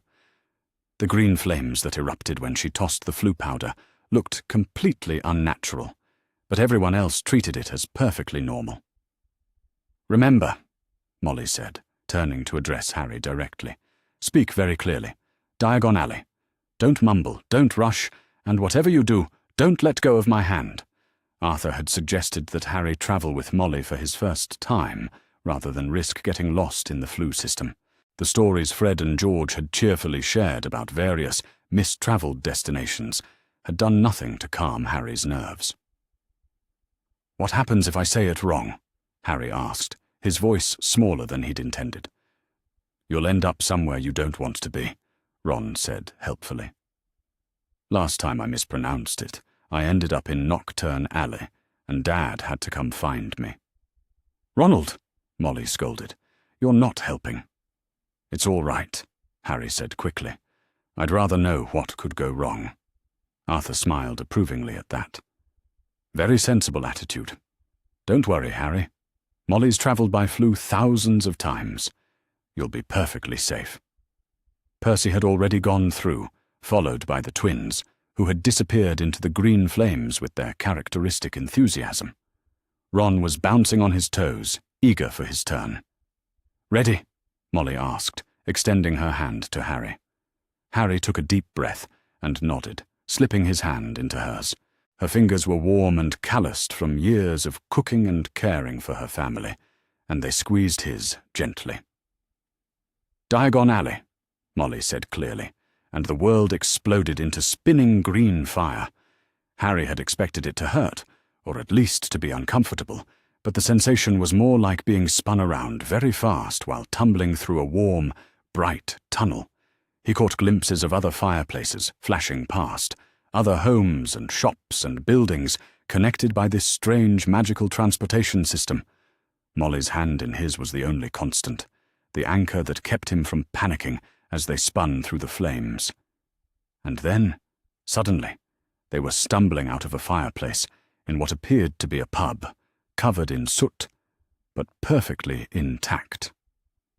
"Well done," Molly said warmly, brushing ash from Harry's shoulders. "You didn't let go once." Harry looked around in wonder. They were in a dark, cosy pub, filled with witches and wizards in robes and pointed hats. The Leaky Cauldron, Molly had called it. People were drinking strange, smoking drinks and reading newspapers that moved on their own. In one corner, a group of elderly wizards were playing what looked like chess, except the pieces were moving by themselves.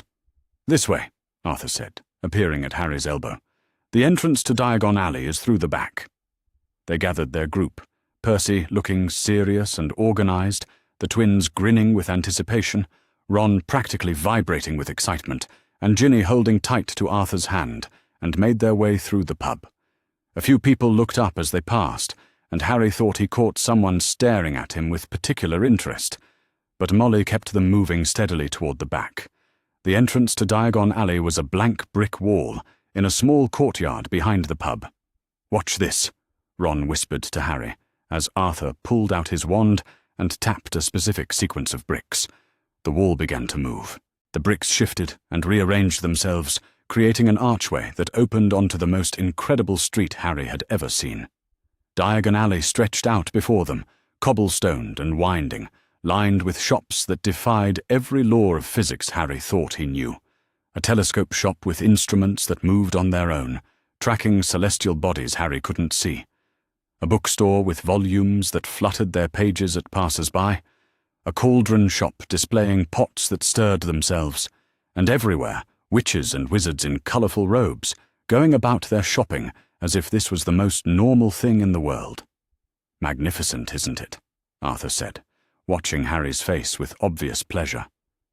"It's—" Harry started, then stopped, unable to find words for what he was seeing. "It's incredible." "Wait until you see Gringotts," Ginny said proudly, pointing toward a gleaming white building that towered over the other shops. "That's where the goblins keep all the money." "Goblins?" Harry asked faintly. "Don't worry," Ron said cheerfully. "They're mostly harmless as long as you don't try to cheat them." "Ron!" Molly scolded again. "You're going to give Harry nightmares." They walked down the cobblestone street together, and Harry tried to take in everything at once. The magical world was overwhelming in the best possible way. Colours brighter than anything he'd seen in the Muggle world, sounds that shouldn't exist, and an energy in the air that made his skin tingle with possibility. "First stop," Arthur announced. "Gringotts. Harry needs to access his vault." The bank was even more impressive up close.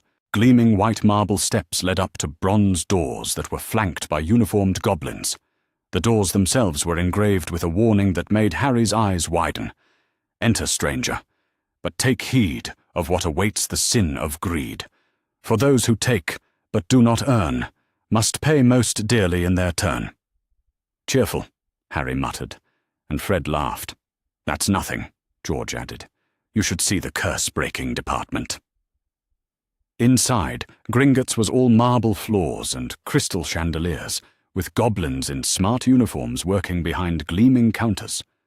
Arthur approached one of the tellers, a sharp-featured goblin with intelligent eyes. "Good morning," Arthur said politely. "This is Harry Potter. He'd like to access his vault." The goblin's eyes sharpened immediately, fixing on Harry with unmistakable recognition. "Mr. Potter, we have been expecting you." He snapped his fingers, and another goblin appeared as if from nowhere. "Griphook will take you down to Vault 687. The journey to Harry's vault was another revelation. The cart that carried them through the underground tunnels beneath Gringotts moved at breathtaking speed, racing along tracks that seemed to defy gravity as they twisted and turned through the depths of the bank. Harry gripped the sides of the cart and tried not to think about what would happen if they derailed. "First time?" Griphook asked, and when Harry nodded, the goblin's severe expression softened slightly. "It gets easier." The vault itself left Harry speechless. When Griphook opened the heavy door, Harry was greeted with the sight of more money than he'd ever imagined could exist. Piles of gold coins, galleons, Griphook explained, alongside silver sickles and bronze nuts. There were also precious stones, jewelry, and what looked like important documents in sealed containers. "This is all mine?" Harry asked faintly. "Your parents were quite wealthy," Griphook confirmed. "Old wizarding family money, plus your father's investments. The vault has been growing with interest since their deaths." Harry stared at the gold, trying to process what this meant. He was rich. Actually, genuinely wealthy. He would never have to worry about having enough money for food or clothes or books. He could buy anything he wanted, go anywhere he pleased. "Harry," Molly said gently, "are you all right?" Harry struggled to find words. "The Dursleys always said they couldn't afford to keep me, that I was too expensive, that every penny they spent on me was money they couldn't spend on Dudley." Arthur's jaw tightened. "They knew about your inheritance, Harry. They had to know.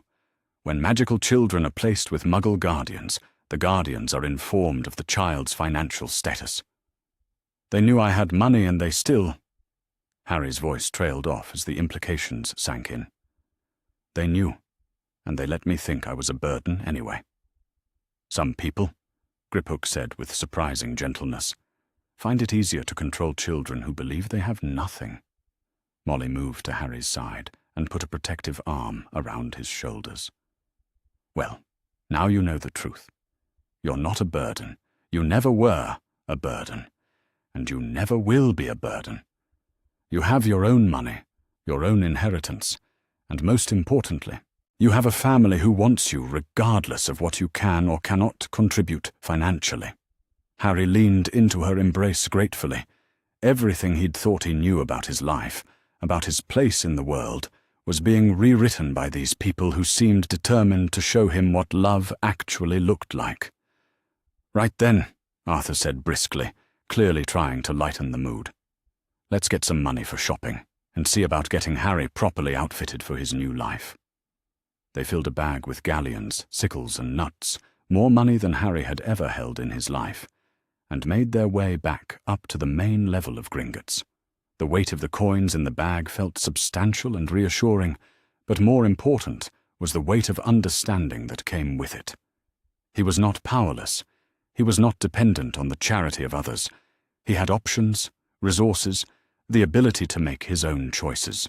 "Where to first?" Arthur asked, as they emerged back onto the sunny street of Diagon Alley. "Madame Malkin's," Molly said decisively. "Harry needs proper clothes before anything else." Madame Malkin's Robes for All Occasions was a small, cramped shop filled with rolls of fabric and partially completed robes hanging from every available surface.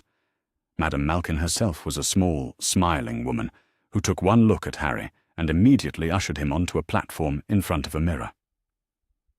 "Hogwarts robes?" she asked, already reaching for her measuring tape. "Eventually," Molly said. "But first we need everyday clothes. This young man has been sadly neglected in the wardrobe department." Madame Malkin's expression sharpened as she took in Harry's too large, worn clothing. "I see. Well, we'll fix that right up. Hold still, dear." The measuring process was unlike anything Harry had ever experienced. Madame Malkin's enchanted measuring tape moved on its own, wrapping around his arms, legs, chest and waist, while she made notes on a floating piece of parchment. Every few seconds she would mutter something like, "far too thin," or "clearly hasn't been eating properly," in a tone that made Harry blush with embarrassment. "It's not your fault, dear," she said kindly, apparently noticing his discomfort. "Some children just need better care. Lucky you've found it now." While Madame Malkin worked, the rest of the family browsed through the shop. Percy examined the formal robes with professional interest, while the twins found increasingly creative ways to make the magical measuring implements misbehave. Ron and Ginny entertained themselves by pointing out the most ridiculous robe designs to each other. "Now then," Madame Malkin said, "let's start with basics. Everyday robes for magical households, casual clothes for when you're not in robes, and a few nicer things for special occasions. And we'll want proper undergarments, socks, sleepwear." "I don't need that much," Harry protested weakly. "Nonsense," Molly said firmly. "Growing boys need extensive wardrobes. You'll be going through clothes faster than you can imagine once you start eating properly and gaining some weight." "Besides," Arthur added with a smile, "you have the money for it, and you deserve to have nice things." Harry stood still as Madame Malkin pinned and tucked and measured, listening to his new family debate the relative merits of different fabric weights and colour choices. They were shopping for him with the same care and attention they would give to their own children, discussing what would be practical and what would look good on him. "Green brings out his eyes," Ginny observed seriously. "Burgundy would be nice too," Ron added. "Goes with his hair colour." "Nothing too bright," Percy advised. "Classic colours are always appropriate." "A few bright things," the twins disagreed in unison. "Life's too short for boring clothes." Harry caught sight of himself in Madame Malkin's mirror as she worked. Thin and small for his age, but his hair was clean, and his face had lost some of the pinched, frightened look he'd carried for as long as he could remember. He looked like a child who was cared for, who belonged somewhere. "There," Madame Malkin said with satisfaction, stepping back to examine her work. "The basic robes are ready for fitting.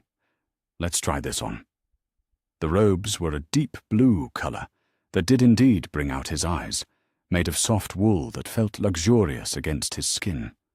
When Harry looked at himself in the mirror, he barely recognized the boy looking back. He looked like he belonged in the magical world. He looked like someone important. "Excellent choice," Molly said approvingly. "How do they feel, Harry?" "Like they're actually mine," Harry said softly, running his hands over the fine fabric. By the time they finished at Madame Malkin's, Harry had more clothes than he'd ever owned in his life. Everyday robes in several colours, casual trousers and shirts, warm cloaks for winter, proper undergarments, and even a set of dress robes for special occasions. Everything fit perfectly and was made to last. "Next stop," Arthur announced. "Flourish and blots. Every young wizard needs a proper library." The bookstore was paradise. Harry had never seen so many books in one place, shelves that stretched from floor to ceiling, filled with volumes on every subject imaginable. Books on magic theory, magical creatures, herbology, potions, defense against the dark arts, and hundreds of other topics Harry had never dreamed existed. "Where do we start?" Harry asked, overwhelmed by the choices. "Basic theory," Percy said immediately, pulling several thick volumes from a nearby shelf. "You'll need to understand the fundamental principles of magic before you can safely practice it." "History," Arthur added, selecting a beautiful volume bound in red leather. "You should know about your world's past." "And something fun," the twins said together, each grabbing an armload of books with titles like Pranks for the Practical Joker and 101 Amusing Hexes. "Don't corrupt him right away," Molly scolded, but she was smiling. Harry wandered through the aisles, touching the spines of books that seemed to whisper with knowledge and possibility. Here was everything he'd never been allowed to learn, everything the Dursleys had denied him. The freedom to choose what to read, what to study, what to be curious about. "This one," Ron said, pressing a book into Harry's hands. "Quidditch Through the Ages. Best book ever written. And this one, Ginny added shyly, offering him a volume titled Famous Witches and Wizards of History. It has stories about brave people who changed the world. What about this? Harry asked, picking up a book on magical creatures. The cover showed a unicorn that pranced across the binding in a loop. Excellent choice, Arthur said approvingly. Hagrid would love that one. He's the keeper of keys and grounds at Hogwarts, and he adores magical creatures. They spent over an hour in the bookstore, building Harry a personal library that would give him the foundation he needed for his magical education and beyond. Books on practical magic and theoretical knowledge, histories and biographies, even a few novels that Percy recommended for pleasure reading. Every child should love books, Molly said firmly, as they paid for their purchases. Reading opens up the world. As they left Flourish and Blots, their arms full of packages, Harry caught sight of something that made his heart skip. A family of 4 was walking down the street, mother, father, and 2 children, and they were looking at him, not just casual glances, but focused, intentional stares. Molly, Arthur said quietly, apparently noticing the same thing. We're being watched. More heads were turning now as they walked down the street. Harry could hear whispers following in their wake, words like Potter and thought he was with Muggles, and what's he doing with the Weasleys? Is something wrong? Harry asked nervously. Nothing wrong, Arthur said calmly, but Harry could see the tension in his shoulders. It's just that you're rather famous, and people are curious about why you're shopping with us instead of your supposed guardians. A middle-aged witch in expensive-looking robes approached them hesitantly. Excuse me, she said, addressing Arthur but looking at Harry. But isn't this Harry Potter? Yes, Arthur said simply. But I thought he was living with Muggle relatives, the woman continued, for his protection. What's he doing here with your family? Harry is staying with us, Molly said firmly, moving slightly in front of Harry, in a gesture that was clearly protective. Staying with you? The woman's voice rose slightly. But surely that's not... I mean, there are protocols, procedures. The Ministry has very strict guidelines about the placement of famous wizarding children. The Ministry, Arthur said with careful politeness, has no authority over where a child chooses to live when his previous placement was unsuitable. More people were gathering now, drawn by the commotion. Harry could feel their eyes on him, could hear the whispers growing louder. Come on, Ron said quietly, taking Harry's arm. We can finish shopping later. But before they could retreat, another voice cut through the crowd. Arthur Weasley. What an interesting surprise. The crowd parted to reveal a tall, pale man in expensive black robes, his long blonde hair pulled back severely. Even Harry, who knew nothing about wizarding society, could tell this was someone important and dangerous. Malfoy, Arthur said, his voice carefully neutral. Lucius Malfoy smiled, but it was the kind of smile that never reached the eyes. I couldn't help but notice you're out shopping with the famous Harry Potter. How? Unexpected.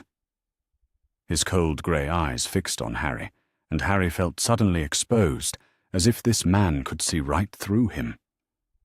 I was under the impression, Malfoy continued silkily, that young Mr. Potter was safely tucked away with his Muggle relatives, being protected by Dumbledore's carefully constructed wards. One wonders what could have prompted such a change in arrangements. One wonders, Arthur replied evenly, why it would be any of your business. Malfoy's smile grew sharper. Oh, but it is my business, Arthur. It's every concerned citizen's business when the safety and welfare of our most famous young wizard is in question. After all, there are proper channels for these things. Legal requirements. Ministry oversight. Harry could feel the tension radiating from his new family. Molly's hand found his shoulder, her grip protective and reassuring. The twins had moved to flank them, their usual cheerfulness replaced by watchful alertness. Harry's safety and welfare, Molly said with dangerous sweetness, are exactly why he's with us. Indeed, Malfoy raised one perfectly groomed eyebrow. How fascinating. And tell me, does Albus Dumbledore know about this arrangement? The question hung in the air like a challenge. Harry didn't understand all the implications, but he could tell that Malfoy was threatening something, using words as weapons in a way that made Harry's skin crawl. Professor Dumbledore, Arthur said carefully, is aware of the situation. It wasn't exactly a lie, Harry realized, but it wasn't the whole truth either.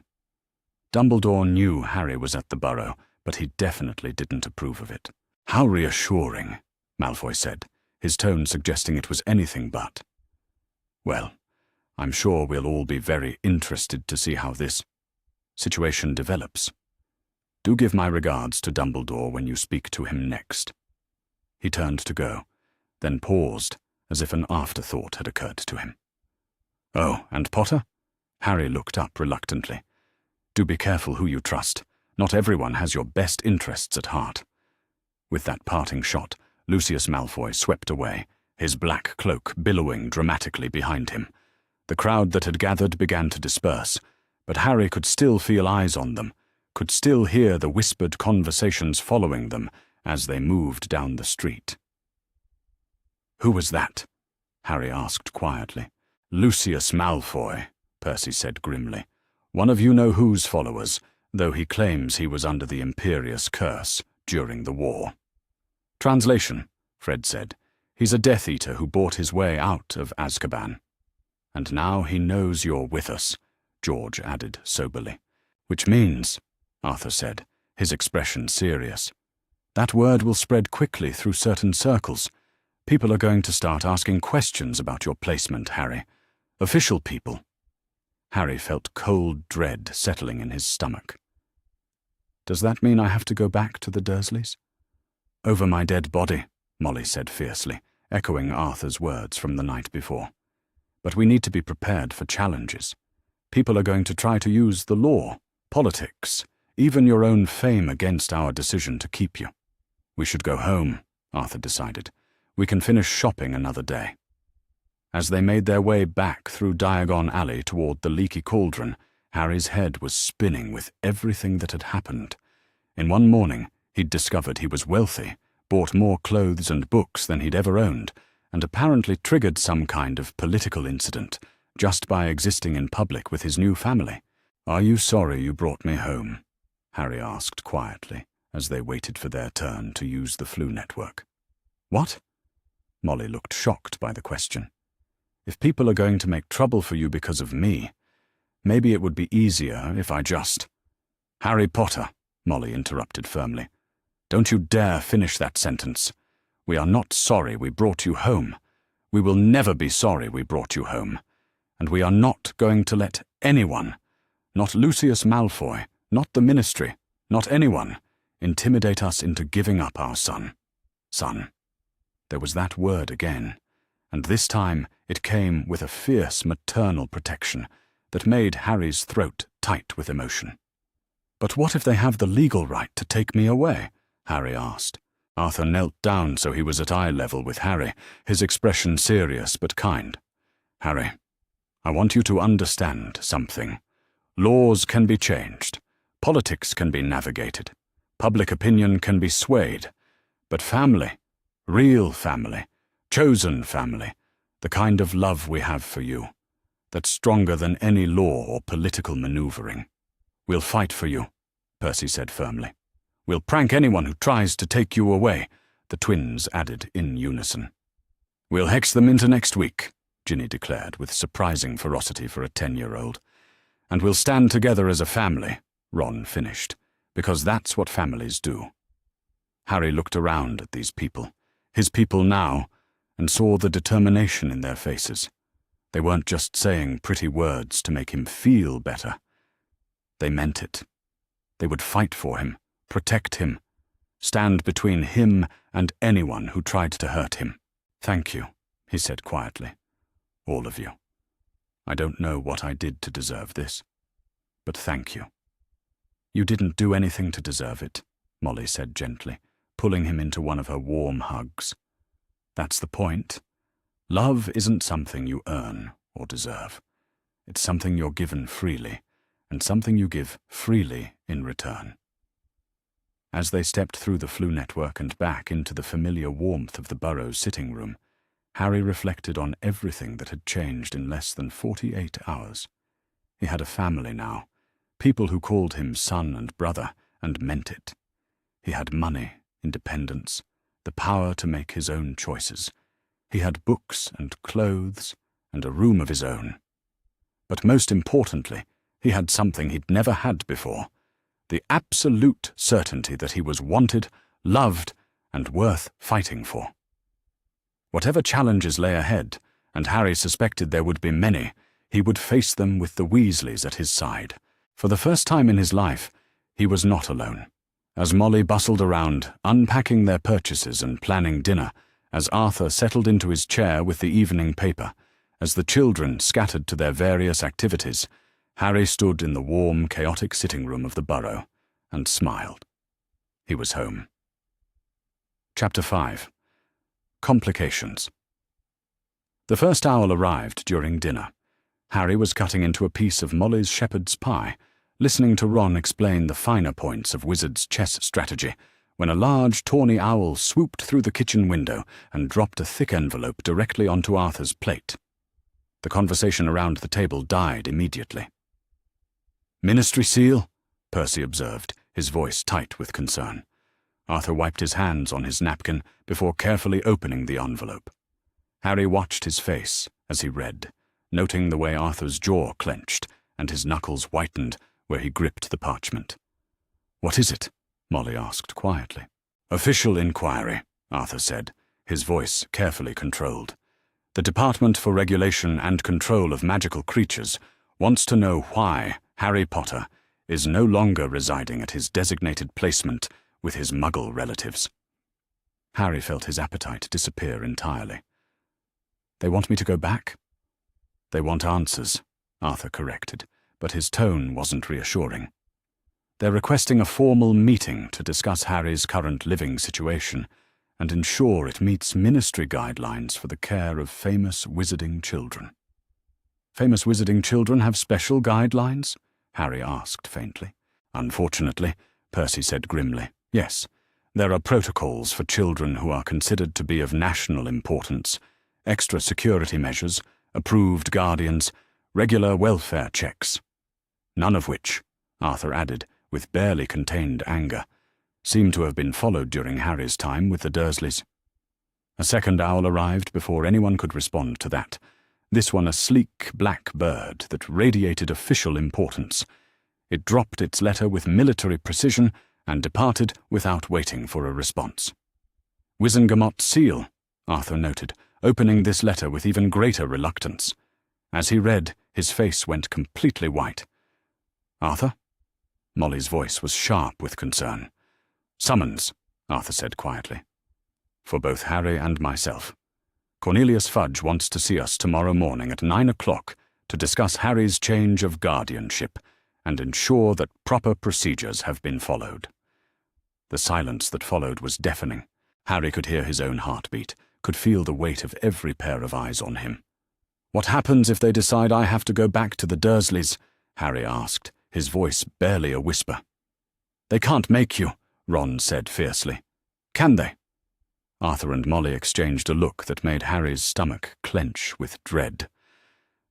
"The law," Arthur said carefully, "is complicated when it comes to the placement of magical children, especially children like Harry, who are considered to be wards of the state due to their unique circumstances." "Meaning?" Fred prompted. "Meaning," Percy said, with the grim precision of someone who'd studied the relevant statutes, "that the ministry has broad authority to determine what constitutes appropriate guardianship for children of exceptional magical significance." Harry felt the room start to spin. "So they can send me back, even if I don't want to go, even if the Dursleys hurt me." "Over my dead body," Molly said, with such vehemence that several dishes on the table rattled. As if summoned by the emotional tension in the room, a third owl appeared. This one an enormous eagle owl that Harry somehow knew belonged to someone very important indeed. It landed on the table with a heavy thud, extending its leg with an air of supreme dignity.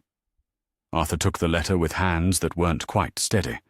The wax seal bore a coat of arms Harry didn't recognize, but everyone else at the table seemed to know exactly who it was from. "Dumbledore," Ginny whispered. Arthur broke the seal and read in silence. With each line, his expression grew darker. "What does he say?" Molly asked. Arthur set the letter down carefully, as if it might explode. "He'll be here within the hour. He wants to discuss Harry's immediate return to the Dursleys for his own safety." Harry's chair scraped loudly against the floor as he stood up abruptly, his hand shaking. "I won't go back," he said, his voice rising. "I won't. You can't make me." "Harry!" Arthur started. "No!" Harry's voice cracked with panic and desperation. "I won't go back to that cupboard. I won't let them lock me up again or starve me or call me a freak. I won't!" The emotional outburst triggered something Harry had no control over. Every piece of glass in the kitchen, the windows, the drinking glasses, the jars on the shelves, began to vibrate. The magical clock on the wall started chiming erratically. Sparks shot from the oil lamps. "Harry," Molly said gently, rising from her chair with her hand spread in a calming gesture. "You're safe. We're not going to let anyone hurt you." "But you can't stop them," Harry said, tears streaming down his face. "They have laws and authority, and you're just... We're just what?" Arthur asked quietly. "You're just a family," Harry finished miserably. "And I'm just a kid. What power do we have against the Ministry and Dumbledore and everyone who thinks they know what's best for me?" The glass rattled harder. One of the kitchen windows cracked. Fred and George moved simultaneously, flanking Harry on either side. "Hey," Fred said softly. "Look at me." Harry reluctantly raised his eyes to meet Fred's gaze. "You're not just a kid," George said firmly. "You're our brother. And we're not just a family," Fred continued. "We're your family, your real family, who actually gives a damn about what happens to you. And that," Arthur said, his voice steady with conviction, "gives us more power than any Ministry official or famous wizard, because we have something they don't." "What?" Harry asked through his tears. "Love," Molly said simply. "Real, unconditional love. And the absolute refusal to let anyone hurt you, no matter what they think they have the right to do." The magical disturbances around the kitchen began to settle as Harry's emotional state stabilized. The glasses stopped rattling. The clock returned to normal. The sparks faded. "But what if they have legal authority?" Harry asked. "What if Dumbledore can just take me away?" "Then we'll fight the law," Arthur said grimly. "We'll challenge their authority. We'll appeal to higher courts. We'll make so much noise that the entire wizarding world will know what the Dursleys did to you and demand justice. And in the meantime," Molly added with dangerous sweetness, "they'll have to go through all of us to get to you. And I promise you, sweetheart, that won't be easy." A soft knock on the kitchen door interrupted them. Everyone froze. "That can't be Dumbledore already," Ron whispered. Arthur moved cautiously toward the door, his wand appearing in his hand. "Who is it?" "Kingsley Shacklebolt," came the reply. "I need to speak with you, Arthur.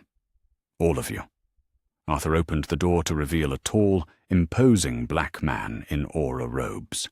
Harry had never seen him before, but the way Arthur's shoulders relaxed suggested this was someone they could trust. "Kingsley," Arthur said with relief. "Thank Merlin. Come in." Kingsley Shacklebolt entered the kitchen and immediately fixed Harry with a steady, assessing gaze. "Mr. Potter, I'm Aura Shacklebolt. I investigate crimes against magical children, among other things."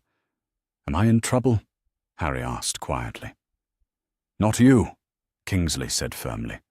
"But there are several other parties who may be, depending on what you tell me about your life with the Dursleys." He turned to address the entire family. "I'm here unofficially, at considerable risk to my career. Word has reached the Aura Department about Harry's change of placement, and there are questions being asked. Important questions. What kind of questions? Arthur asked. The kind that suggest someone in authority has been criminally negligent in their duty to monitor the welfare of a magical child placed in Muggle care, Kingsley said bluntly. Harry, I need you to tell me exactly what life was like with the Dursleys. Everything. Don't leave anything out because you're embarrassed or because you think it wasn't important.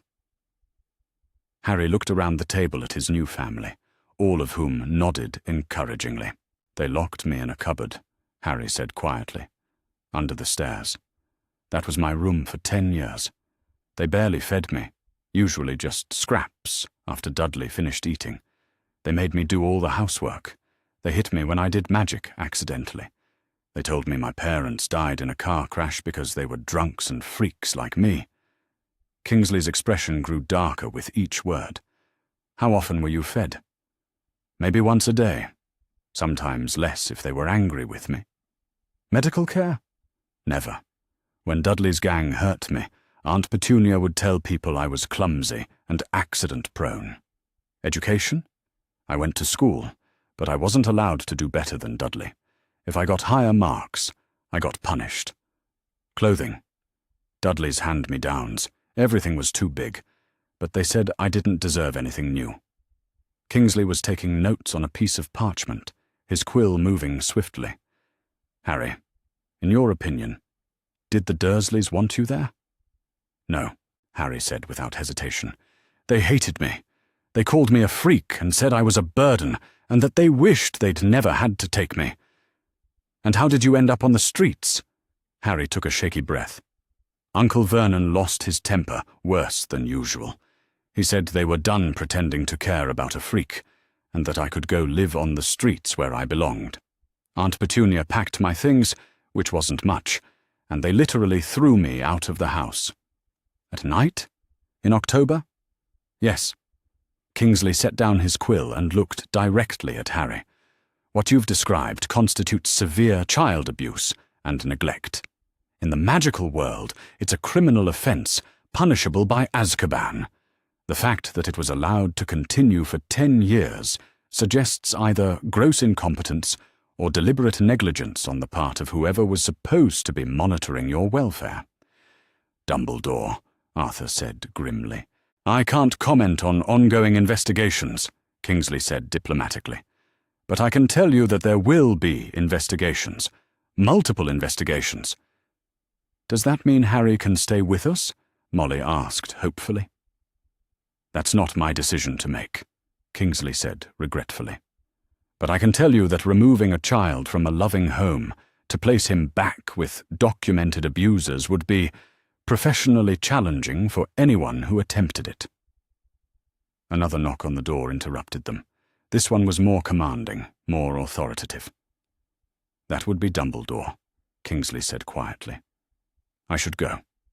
Arthur, you'll receive formal documentation of Harry's testimony within 24 hours. Use it wisely. He disapparated with a soft pop, leaving the family alone to face whatever was coming. Arthur opened the door to reveal Albus Dumbledore in his familiar purple robes, his blue eyes twinkling with what Harry was beginning to recognize as calculated charm rather than genuine warmth. Arthur, Molly, Dumbledore said pleasantly, as if this were a social call. May I come in? Of course, Arthur said stiffly, stepping aside. Dumbledore entered the kitchen and immediately focused on Harry with an intensity that made the boy want to hide behind Molly's chair. Harry, my dear boy, Dumbledore said warmly. How wonderful to see you looking so well. I trust the Weasleys have been taking excellent care of you. Yes, sir, Harry said quietly. Excellent. I'm sure you've enjoyed this little holiday, but I'm afraid it's time to return you to your proper home with your aunt and uncle. The silence that followed was electric with tension. No, Harry said, his voice barely a whisper. Dumbledore's eyebrows rose slightly. I beg your pardon? No, Harry repeated, louder this time. I won't go back there. They hurt me. They hate me. This is my home now. Harry, Dumbledore said with patronizing gentleness, I understand that living with your relatives has been challenging. But there are protections in place that keep you safe. Magical protections that exist nowhere else. What protections? Arthur demanded. Harry was living on the streets for 3 days before I found him. Beaten, starved, and abandoned. Where exactly were these magical protections? Dumbledore's expression grew more serious. The blood protection provided by Petunia's sacrifice in taking Harry in. Sacrifice? Molly's voice was dangerously quiet. Is that what you call locking a child in a cupboard and starving him? Sacrifice. The magic is ancient and powerful, Dumbledore continued, as if she hadn't spoken. As long as Harry can call his aunt's house home, he is protected from Voldemort's followers. He can't call it home, Arthur said flatly, because they threw him out. They literally told him he didn't belong there and abandoned him to live on the streets. A temporary misunderstanding, I'm sure, Dumbledore said dismissively. These things can be smoothed over. No. The word came from Harry with such force that the hanging pots rattled. I won't go back. I don't care about blood protection or ancient magic. I won't go back to people who hurt me. Harry, Dumbledore said, his voice taking on a slight edge of command, you must understand that this is bigger than your personal comfort. Your safety. His safety? Molly stood up so abruptly that her chair fell backward. His safety? Where was your concern for his safety for the past 10 years? Where were the welfare checks? Where were the protections against starvation and abuse and neglect? Mrs. Weasley, you don't understand the complexities. I understand, Molly interrupted with icy fury, that you placed a child with people who didn't want him, didn't love him, and actively harmed him. I understand that you ignored his welfare for a decade while patting yourself on the back for the greater good. And I understand that you're more concerned with your political maneuvering than with the actual well-being of the child you claim to be protecting. Dumbledore's eyes hardened slightly. Mrs. Weasley, I appreciate your maternal instincts, but don't. Arthur's voice cut across the kitchen like a blade. Don't you dare dismiss my wife's concern for Harry as mere maternal instinct. She's the one who held him while he cried about the abuse he suffered. She's the one who's been feeding him properly for the first time in his life. She's the one who's shown him what unconditional love actually looks like. Arthur, Dumbledore said with strained patience, you're thinking emotionally rather than strategically. Harry's placement with the Dursleys was a catastrophic failure that nearly killed him, Percy interrupted, his voice shaking with controlled anger. Professor Dumbledore, with all due respect, your strategy prioritized theoretical magical protection over actual physical and emotional welfare. And the result, Fred added hotly, was a traumatized child sleeping in a dumpster. Who would have died on the streets if Dad hadn't found him? George continued. Because you were too busy playing chess with people's lives to notice, Ron finished. Harry stared at his new family in amazement. They were standing up to Albus Dumbledore, arguably the most powerful wizard in Britain. For him. They were challenging his authority, questioning his decisions, defending Harry's right to choose his own home. I see, Dumbledore said quietly, his demeanor shifting to something cooler and more calculating, that the Weasley family has decided to interfere with matters beyond their understanding. We've decided, Arthur said firmly, to protect a child who needed protecting. Something that should have been done years ago. Protection from what, exactly? Dumbledore asked. From the people who love him and want the best for him? From you, Molly said with stunning directness. From a system that treats children like game pieces. From people who think they have the right to make decisions about Harry's life without consulting Harry himself. Dumbledore turned his attention back to Harry, and for a moment his mask of grandfatherly kindness slipped entirely. What Harry saw underneath was cold calculation, and a will that brooked no opposition. Harry, Dumbledore said quietly, you will return to the Dursleys. Tonight. This is not a request." The magical pressure that accompanied Dumbledore's words was substantial. Harry could feel it pressing against his mind, trying to compel obedience. But something in him, some core of stubbornness and newfound self-worth, refused to bend. "No," Harry said again, meeting Dumbledore's eyes directly. "I won't." The two stared at each other for a long moment, and Harry felt the full weight of Dumbledore's displeasure and power. But he also felt something else, the warm, protective presence of his new family surrounding him, supporting him, willing to stand between him and anyone who would hurt him. "In that case," Dumbledore said with dangerous softness, "I'm afraid I'll have to exercise my legal authority as your magical guardian." "Actually," a new voice said from the kitchen doorway, "you won't." Everyone turned to see a severe-looking witch in official ministry robes standing in the entrance. Harry recognized her from photographs in the Daily Prophet, Amelia Bones, head of the Department of Magical Law Enforcement. "Madam Bones," Dumbledore said with obvious surprise. "I wasn't expecting." "I'm sure you weren't," Amelia Bones said crisply, entering the kitchen with the confidence of someone accustomed to command. "Albus, you're under formal investigation by the Department of Magical Law Enforcement for criminal negligence in your duty of care to Mr. Potter." The kitchen went dead silent. "I beg your pardon?" Dumbledore asked, his voice dangerously quiet. "You placed a magical child with Muggle relatives without proper oversight, monitoring, or welfare checks," Amelia continued matter-of-factly. "That child was subsequently abused, neglected, and abandoned. Under wizarding law, that constitutes criminal negligence on your part." "The protections," Dumbledore began, "were negated the moment the Dursleys rejected Harry and threw him out of their home," Amelia said firmly. "Your own blood protection magic requires that the child be wanted and welcomed. The moment they abandoned him, your entire justification for the placement became null and void." She turned to address Harry directly. "Mr. Potter, I'm here to inform you that you have options. You are not required to return to the Dursleys. You are not required to live anywhere you don't feel safe and loved. The choice is yours." Harry felt tears of relief starting to gather in his eyes. "Can I stay here? With the Weasleys?"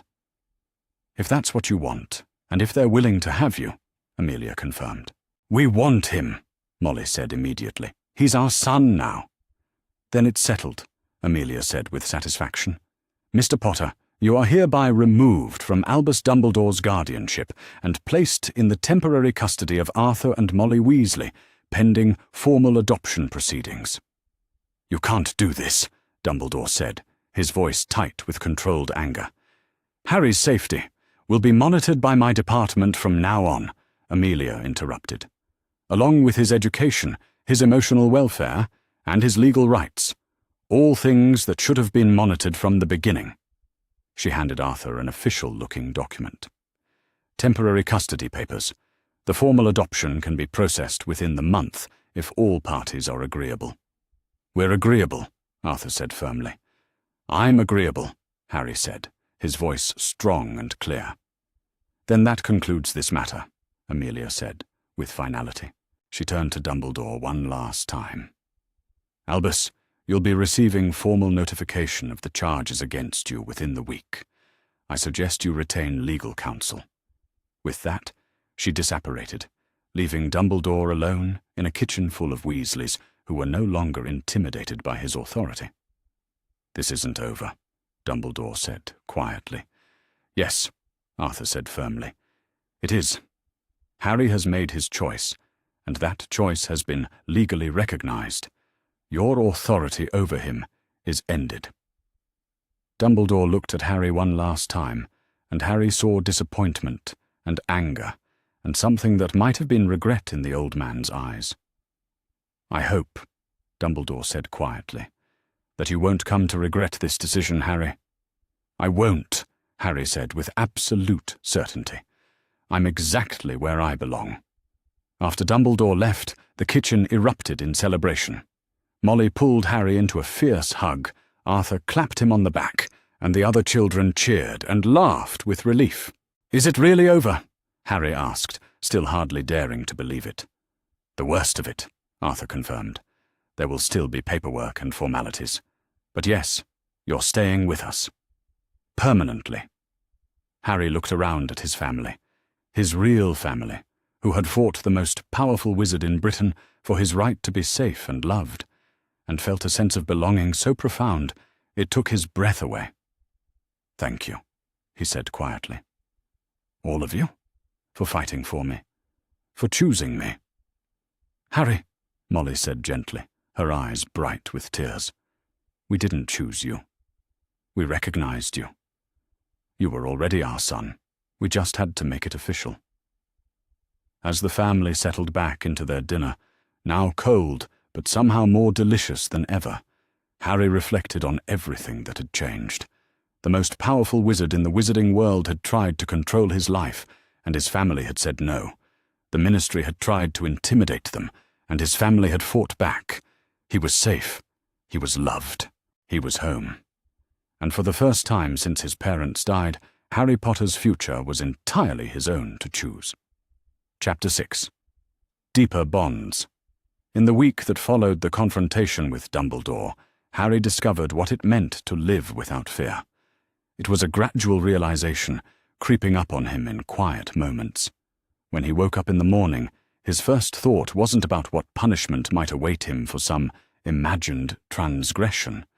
When he walked into a room, he didn't automatically scan for exits or prepare to duck. When someone called his name, he didn't flinch in anticipation of harsh words or worse. The burrow had become more than a sanctuary. It had become home in every sense of the word. On Tuesday morning, Harry woke to the sound of rain pattering against his window and the distant clatter of breakfast preparations downstairs. For a moment, he lay still in his bed, listening to the familiar sounds of his family starting their day. Molly's voice drifted up from the kitchen, alternately scolding and laughing at something one of the twins had done. Arthur's deeper tones provided a counterpoint as he discussed his plans for the day. Ron's distinctive laugh echoed up the stairs, followed by Ginny's indignant protest about something her brothers had said. His family. The words still felt new and wonderful in his mind. Harry dressed quickly in one of his new sets of everyday robes, soft blue wool that actually fit him properly, and made his way downstairs. As he entered the kitchen, Molly looked up from the stove with the warm smile that never failed to make his chest feel tight with affection. "Good morning, sweetheart," she said, the endearment as natural as breathing now. "Sleep well?" "Yes, Mum," Harry replied, and then stopped in surprise at his own words. The kitchen went very quiet. Every face turned toward him, but instead of judgment or discomfort, Harry saw joy reflected in every expression. "Did you just—" Ron started, his voice thick with emotion. "I did, didn't I?" Harry said softly, looking at Molly with sudden uncertainty. Is it all right if I—" Molly's eyes filled with tears, and she crossed the kitchen in 3 quick steps to pull Harry into one of her fierce hugs. "Oh, my dear boy," she whispered against his hair. "Of course it's all right. Of course it is." "Mum," Harry said again, testing the word, letting it settle into his heart. "And Dad?" he added, looking at Arthur with hopeful eyes. Arthur's coffee cup rattled against his saucer as he set it down with unsteady hands.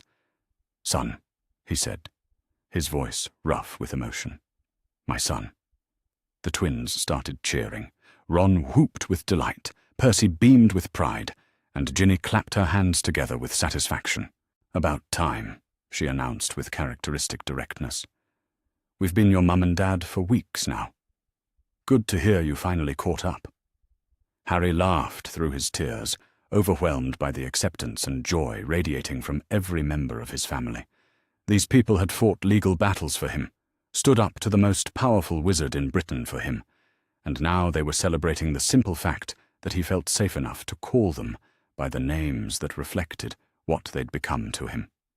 "Right then," Molly said, wiping her own eyes and returning to her usual bustling efficiency. "Let's have a proper family breakfast to celebrate." As the morning routine resumed around him, Harry marvelled at how seamlessly he'd been integrated into the fabric of Weasley family life. Molly automatically set his plate in front of him without being asked, loaded with exactly the amount of food she'd learned he could comfortably eat. Arthur passed him the morning prophet, with the sports section already turned to the front, knowing Harry was becoming interested in Quidditch scores. Ron immediately launched into an explanation of a chess problem he'd been working on, seeking Harry's input despite the fact that Harry was still learning the rules. It was domestic magic of the most powerful kind, the magic of belonging, of being known and loved and valued for exactly who he was. "So," Fred said with his characteristic grin, "now that the legal nonsense is sorted, can we finally teach Harry some proper Weasley traditions?" "What kind of traditions?" Harry asked suspiciously, having learned to be wary of anything that made the twins look particularly pleased with themselves. "Well," George said with matching mischief, "there's the annual denoming of the garden." "The great autumn cleaning of the attic," Fred continued. "The legendary Weasley Christmas morning chaos," George added. "And most importantly," they said in unison, "the sacred art of driving Mum absolutely mental with our pranks." "Frederick! George!" Molly scolded, but she was fighting a smile. "Don't corrupt Harry with your nonsense." "Too late," Harry said with a grin. "I'm already corrupted. Ron taught me how to make Dudley's old toys explode, using just my magic yesterday." "You did what?" Arthur asked, with interest rather than concern. "Nothing dangerous," Harry said quickly. "Just made them pop like balloons. It was therapeutic." "Excellent," Percy said approvingly. "Constructive use of magic for emotional processing. Very mature approach to trauma recovery." Harry stared at Percy in amazement. In any other family, accidentally destroying property with magic would have resulted in punishment and lectures about control. Here, it was treated as a positive step in his healing process. "Can you show me?" Ginny asked eagerly. "I have some of Ron's old socks I'd like to disappear." "Oi!" Ron protested. "Those are perfectly good socks." "They're perfectly good rags," Ginny corrected, "with holes you could put your fist through." "They're broken in," Ron defended. "They're broken down," Ginny shot back. Harry found himself laughing at the familiar sibling banter, jumping in to defend Ron's questionable fashion choices while secretly agreeing with Ginny's assessment. This was what normal family arguments looked like. Silly disputes over trivial matters, solved with humor and affection rather than cruelty and punishment.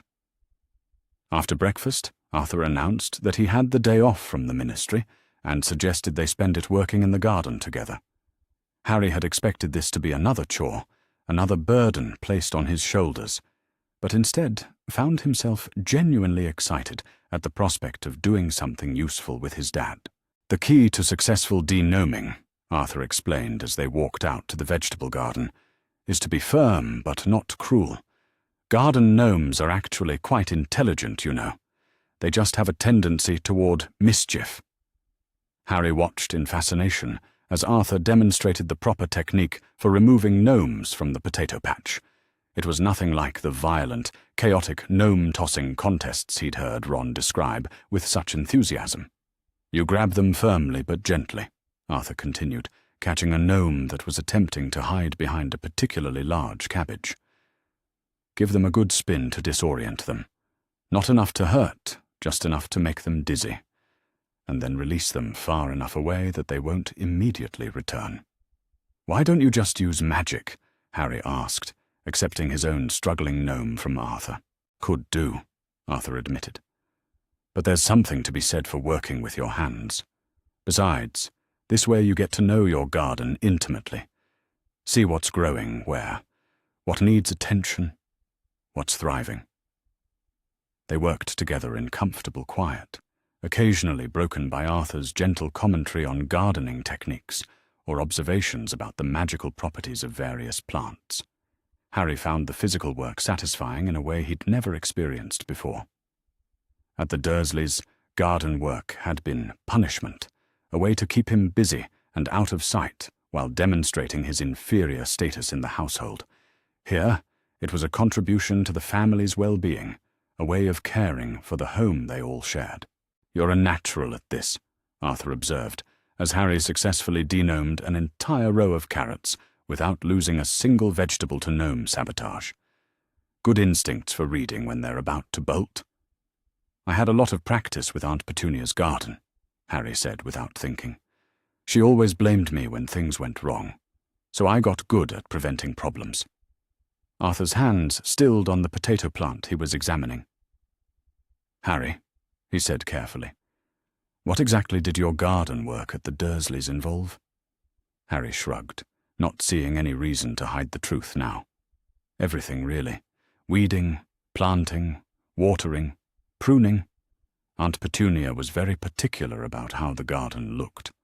Said the neighbors were always watching, and she couldn't afford to have people thinking she didn't maintain proper standards." "Everything?" Arthur repeated. "The entire garden was your responsibility?" "Mostly, yeah. Uncle Vernon said he didn't have time for pointless flower fussing, and Dudley wasn't interested in anything that involved actual work." Arthur sat back on his heels, his expression troubled. "Harry, how old were you when you started taking care of their garden?" "I don't know exactly. Young. 6, maybe 7. Whenever I got big enough to push the mower without falling over." "6?" Arthur repeated quietly, his voice tight with controlled anger. "They had a 6-year-old maintaining an entire garden." "It wasn't that bad," Harry said quickly, recognizing the look on Arthur's face and wanting to reassure him. "I actually liked the garden work better than most of my other chores. At least outside, I could pretend I was somewhere else." Arthur reached over and squeezed Harry's shoulder gently. "Zahn, I need you to understand something. A 6-year-old shouldn't have chores like that. A 6-year-old should be playing, learning, being protected and cared for, not maintaining a garden because the adults in his life couldn't be bothered to do their own work. But here I'm helping with your garden," Harry pointed out, confused by the distinction Arthur seemed to be making. "Yes," Arthur said firmly, "but there's a difference between helping as part of a family and being forced to take responsibility for tasks beyond your years. When you help here, it's because you want to contribute, not because you'll be punished if you don't. When you help here, you're working alongside someone who cares about you, not being used as free labor by people who see you as a burden." Harry considered this as they returned to their work. The difference was subtle but profound. Here, if he made a mistake, Arthur gently corrected him and showed him a better way. At the Dursleys, mistakes had led to hours of verbal abuse, and sometimes worse. Here, his efforts were appreciated and acknowledged. At Privet Drive, good work had been expected and unremarked upon, while anything less than perfection was grounds for punishment. "I like working with you, Dad," Harry said quietly. Arthur's face lit up with pleasure. "I like working with you too, son. Very much." They were interrupted by Ron calling from the house. "Harry, come see this." Harry looked questioningly at Arthur, who nodded toward the house with an amused smile. "Go on. We've made good progress here." Harry found Ron in the sitting room, surrounded by pieces of what appeared to be a mechanical device in various stages of assembly. The twins were there as well, along with Percy, all of them staring at something with expressions of fascinated bewilderment. "What is it?" Harry asked. "We found it in the attic," Ron explained. "Dad's been collecting Muggle artifacts for years, and apparently he bought this but never figured out what it does." Harry looked at the device Ron was holding and immediately recognized it as a simple radio, albeit an older model than anything he'd seen at the Dursleys. "It's a radio," he said, "for listening to music and news broadcasts." "You know what it is?" Percy asked with excitement. "How does it work?" "Well," Harry said, settling down beside Ron and examining the radio more closely, "you need to connect these wires properly, tune it to the right frequency, and then the sound comes out of this speaker here." For the next hour, Harry found himself in the unexpected position of teacher as he helped his brothers reassemble the radio and explained how it functioned. Percy took detailed notes, asking thoughtful questions about the principles of electromagnetic transmission. The twins were more interested in the practical applications and whether the device could be modified to receive magical frequencies as well as Muggle ones. Ron was simply delighted to be part of a project that made noise when you turned the knobs correctly. "Brilliant!" Fred declared when they finally managed to tune in to a clear station. "Harry, you're officially our resident Muggle expert." "I don't know that much," Harry protested. "Just the basics." "More than any of us," George pointed out. "We should start a collection of Muggle devices for you to identify and explain." "Dad would love that," Percy said enthusiastically. "He's always wondered about half the things in his shed." Harry felt a warm glow of pride at being useful to his family in a way that had nothing to do with fame or magical power. Here was something he could contribute that was uniquely his, knowledge gained from his years in the Muggle world that could benefit the people he loved. "We could make it a family project," Ron suggested. "Harry teaches us about Muggle things. We teach him about magical stuff. Fair trade." "I'd like that," Harry said honestly. "There's still so much about the magical world I don't understand." "Like what?" Ginny asked, appearing in the doorway with a book tucked under her arm. "Everything," Harry admitted. "How magic actually works, why some spells are harder than others, what determines how powerful a wizard becomes. The Dursleys told me magic wasn't real, so I never learned any of the theory." "Right," Percy said, his eyes lighting up with the prospect of a comprehensive educational project. "We'll start with basic magical theory tonight. Fred, George, I'll need your help with practical demonstrations." "Can we blow things up?" Fred asked hopefully. "Safely and in a controlled manner," Percy replied sternly. "Yes." "Even better," George declared. As the afternoon wore on, Harry found himself pulled into a dozen different family activities. Molly taught him how to help with the cooking in a way that was collaborative rather than servile, showing him techniques for preparing ingredients while maintaining a constant stream of gentle conversation about everything and nothing. Ginny insisted on showing him her collection of books about magical creatures, reading him her favorite passages about dragons and unicorns with the kind of enthusiasm that made even the most academic descriptions come alive. The twins, meanwhile, had decided that Harry's education was incomplete without a thorough grounding in the art of creative mischief.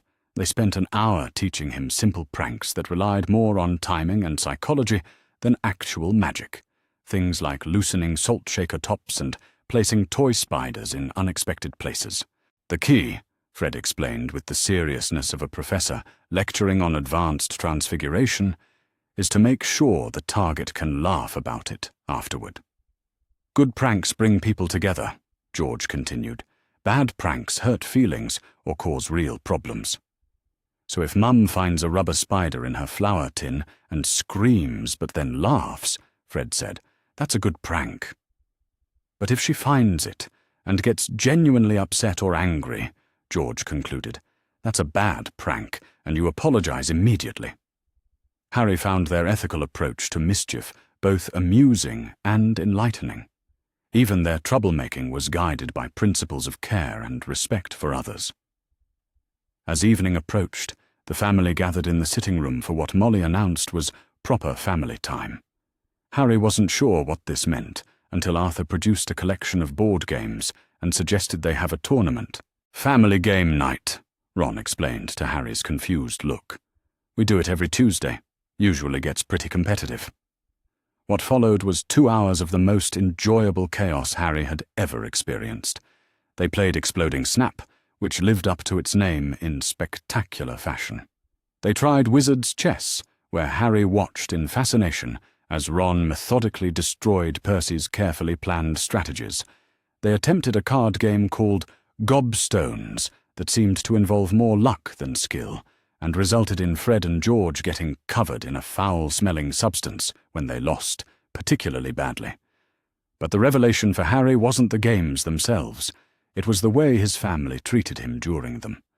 When he won, they celebrated his success genuinely.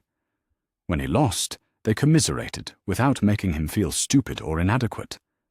When he didn't understand a rule, they explained patiently without making him feel ignorant.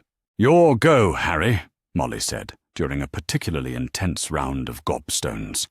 Harry studied his options, then made his move.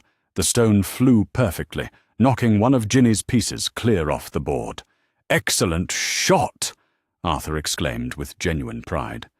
"Where did you learn to aim like that?" Ron asked admiringly. "I don't know," Harry said, flushing with pleasure at their praise. "Just seemed like the right angle." "Natural talent," Percy observed approvingly. "Good spatial reasoning skills. Plus," Ginny added with a grin, "you're not overthinking it like Percy always does." "I do not overthink," Percy protested. "I strategize." "Same thing," the twins said in unison. As the evening wound down and family members began drifting off to bed, Harry found himself alone in the sitting room with Molly, who was tidying up the game pieces with her usual efficient care. "Did you enjoy tonight?" she asked, settling into her favorite chair with a cup of tea. "More than I can explain," Harry said honestly. The Dursleys didn't really do family activities, unless you count watching Dudley open presents while I cleaned up the wrapping paper." Molly's expression grew sad and fierce in equal measure. "Well, you'll have plenty of family nights to make up for lost time. This is just the beginning, you know." "What do you mean?" "Family traditions," Molly explained warmly. "Birthday celebrations where you're the center of attention. Christmas mornings where your presents take up half the space under the tree. Easter egg hunts, summer picnics, Halloween costume parties. All the things you should have had growing up." Harry felt tears threatening again. "You'd do all that for me?" "Harry," Molly said gently, "we'd do all that with you. Not for you, with you. Because you're part of this family now, and that means you get to help create the traditions just as much as you get to participate in them." She reached over and smoothed his hair back from his forehead, the gesture so natural and motherly that Harry leaned into her touch without thinking. "I love you," he said quietly, the words slipping out before he could stop them. "Oh, sweetheart," Molly whispered, her eyes bright with tears. "I love you too. So very much." They sat together in comfortable silence for a while, Harry absorbing the reality of those words. He was loved, not for what he could do or what he represented or how useful he might be, but simply for existing, for being Harry. "Mum," he said softly. "Yes, dear?" "Thank you for making me yours." Molly's smile was radiant. "Thank you for letting us." As Harry made his way up to his room that night, he reflected on how much had changed since Arthur had found him sleeping behind that rubbish bin. Then he had been a frightened, lonely child with no hope for the future and no understanding of his own worth. Now he was a son, a brother, a beloved member of a family that valued him not for his fame or his tragic past, but for the person he was becoming in their care. He had a mother who worried about whether he was eating enough and celebrated his smallest victories. He had a father who shared his interests and took pride in teaching him new skills. He had brothers who included him in their adventures and defended him against anyone who questioned his place in their family.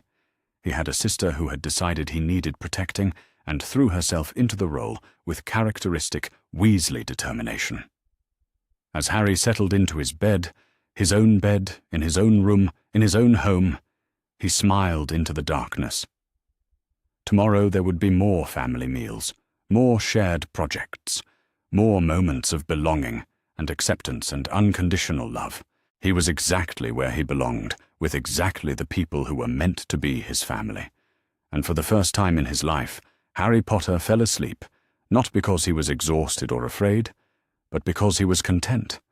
The next morning brought a surprise that would test the strength of the bonds Harry had been building with his new family.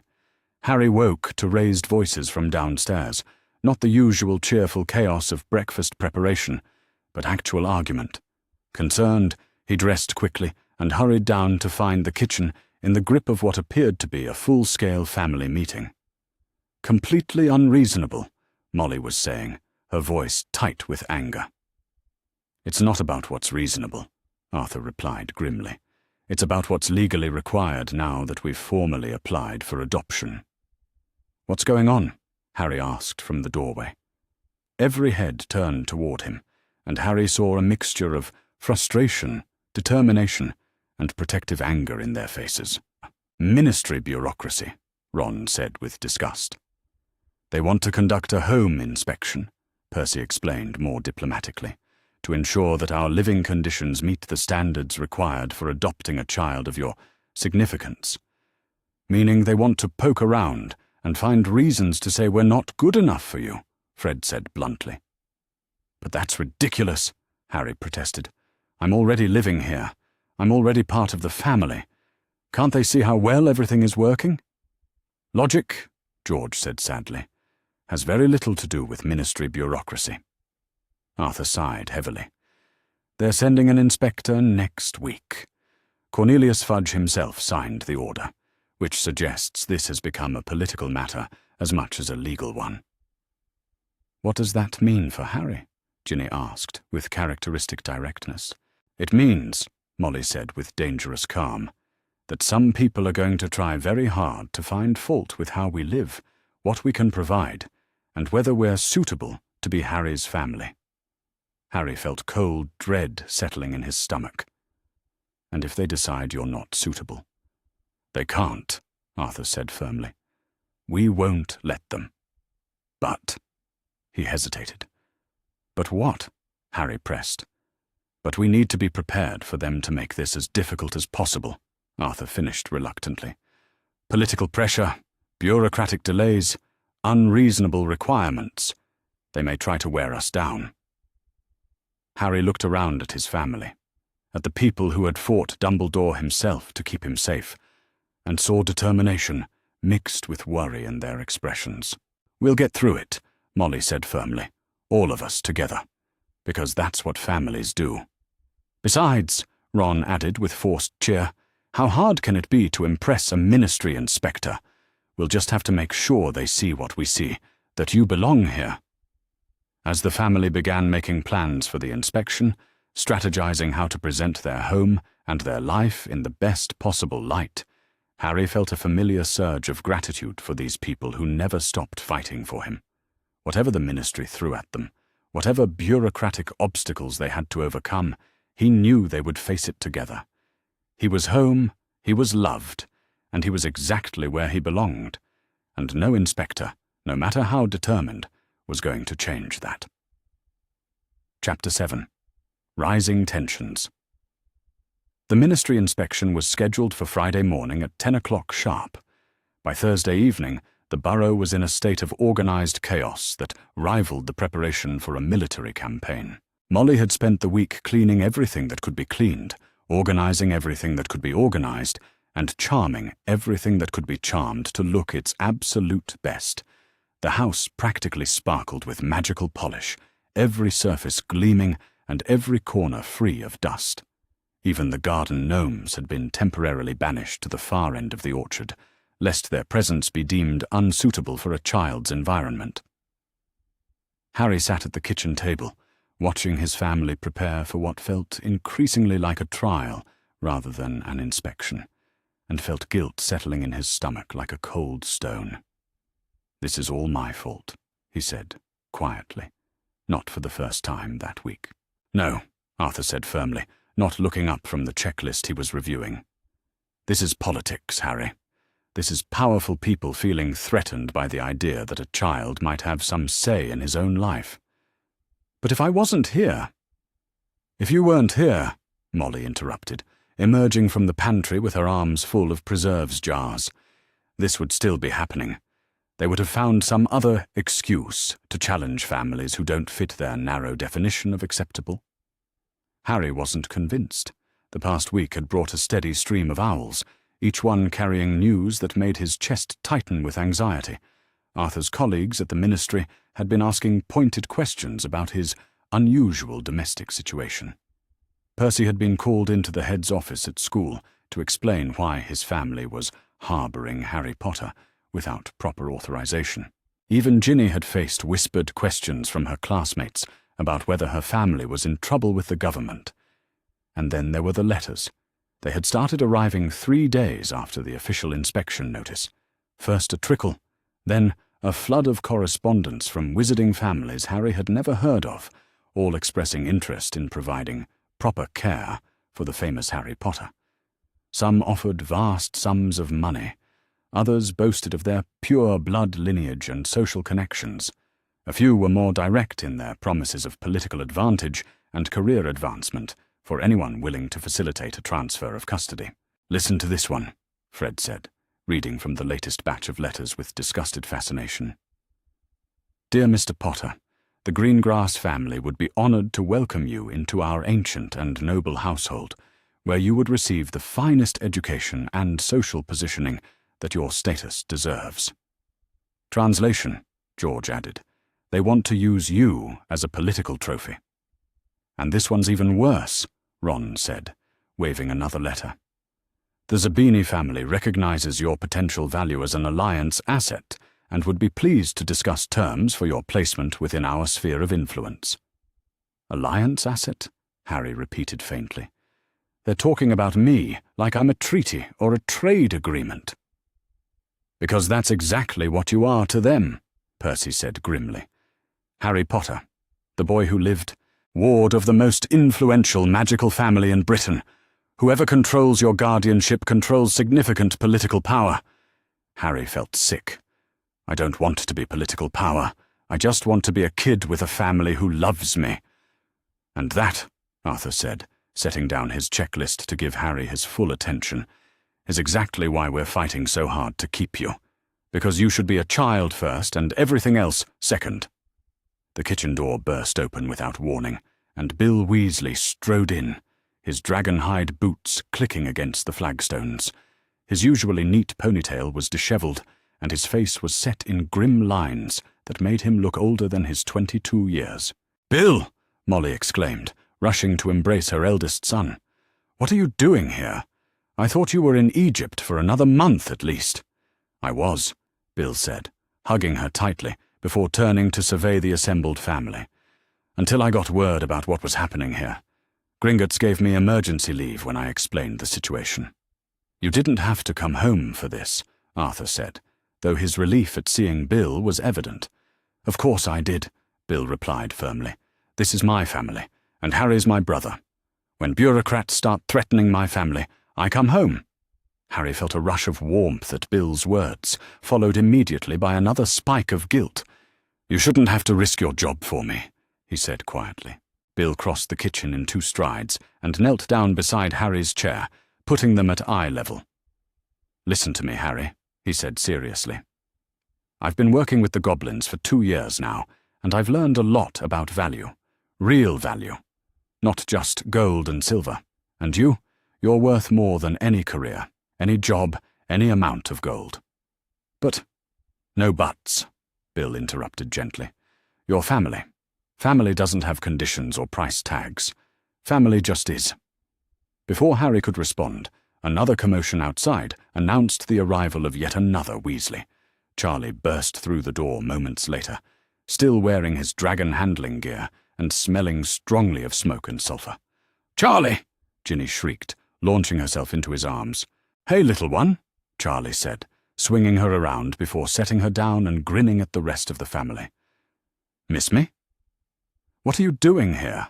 Ron asked in amazement. "Aren't you supposed to be in Romania?" "Was in Romania," Charlie confirmed. "Then I got Bill's letter explaining what these ministry idiots are trying to pull. Took the first port key I could find."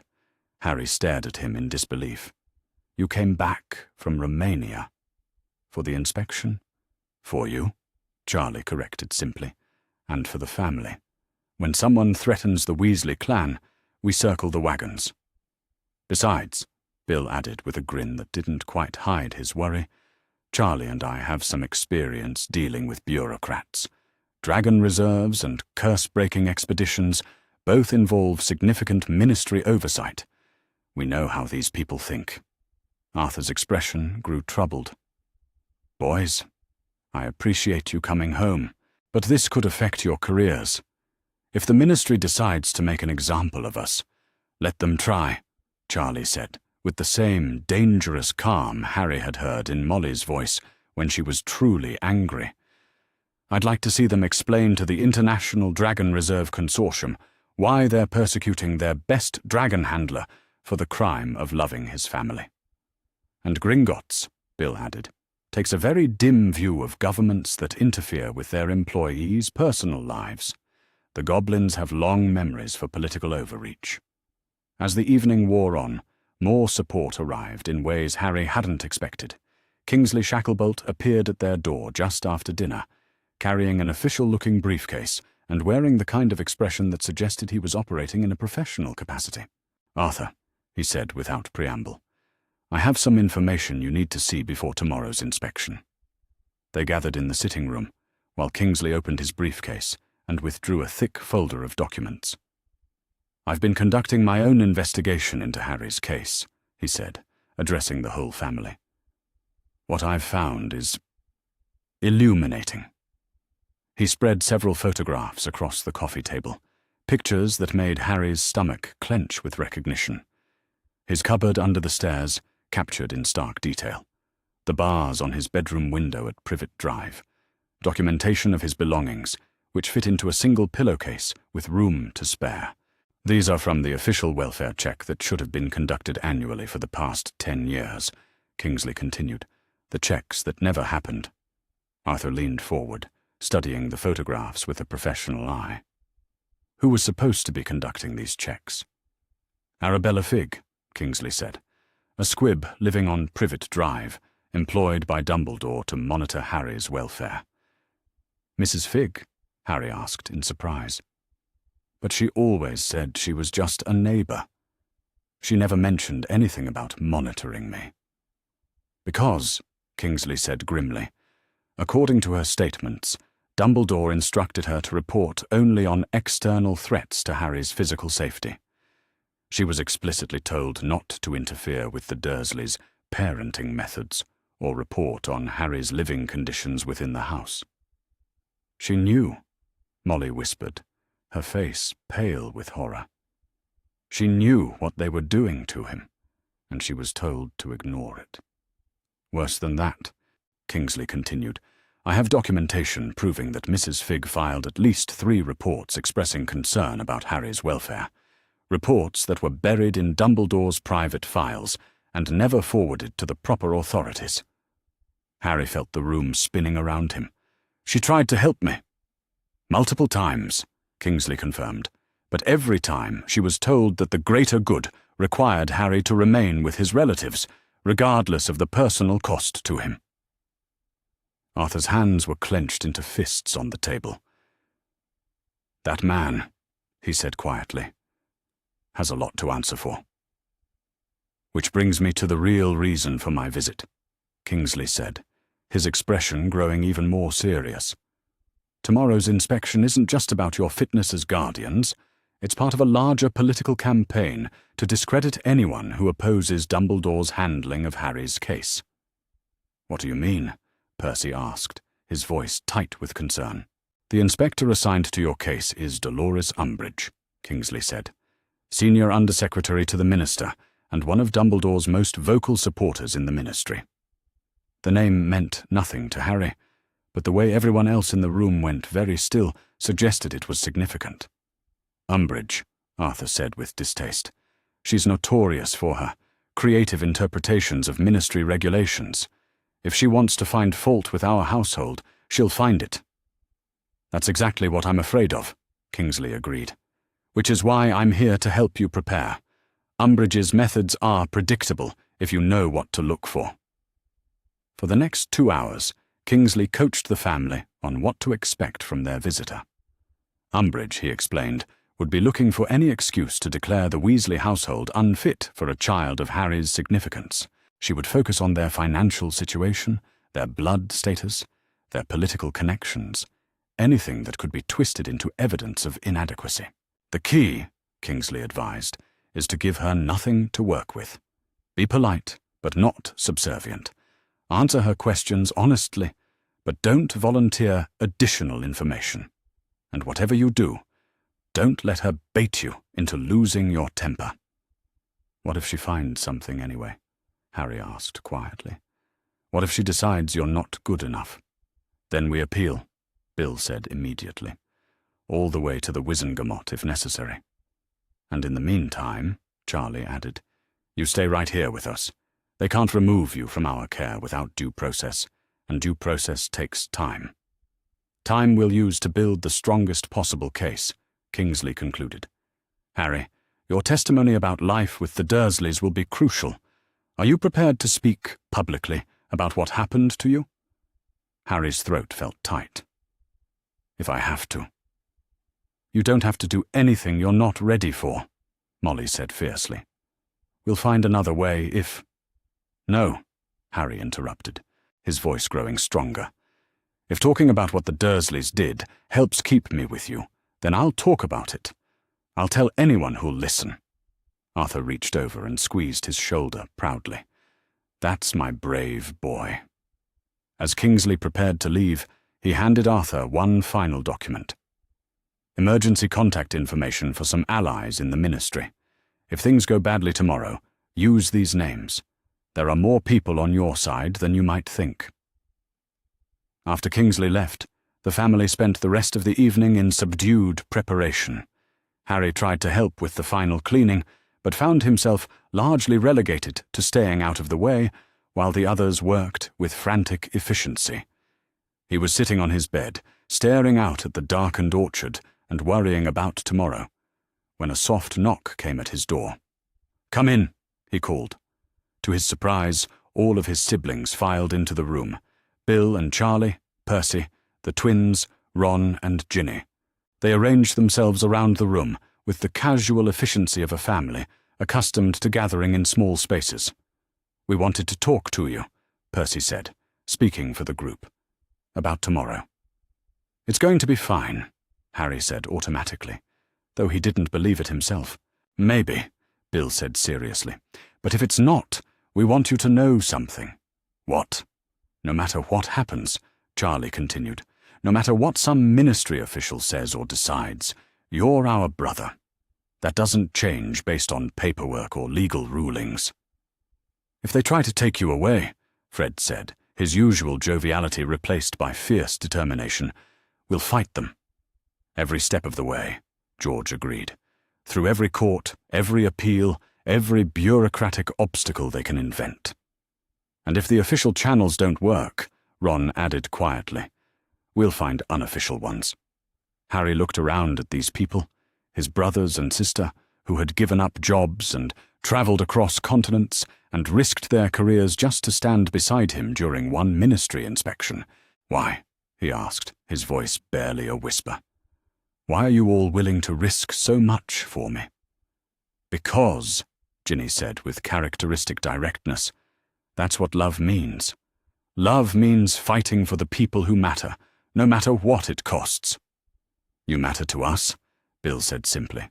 "More than careers or money or convenience. You're family, Harry. Real family. And family is worth any risk." Harry felt tears gathering in his eyes and didn't try to stop them. "I love you all," he said quietly. "So much it scares me sometimes." "Good," Percy said with uncharacteristic emotion.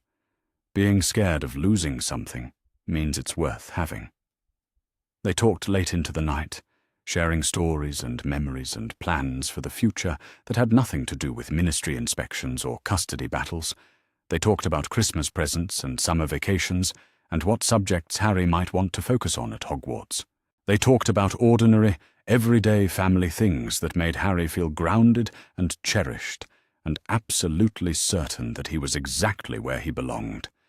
When his siblings finally dispersed to their own rooms, Harry lay in his bed, listening to the familiar sounds of the burrow settling for the night. Somewhere in the house, his parents were probably still awake, finalizing their preparations for tomorrow's ordeal. Somewhere above him, his brothers were probably lying in their own beds, worrying about outcomes they couldn't control. But despite everything, despite the uncertainty and the political maneuvering and the very real possibility that powerful people would try to tear his family apart, Harry felt a deep sense of peace. Whatever tomorrow brought, he wouldn't face it alone. He had people who loved him, who would stand between him and anyone who tried to hurt him, who had already proven they would move heaven and earth to keep him safe.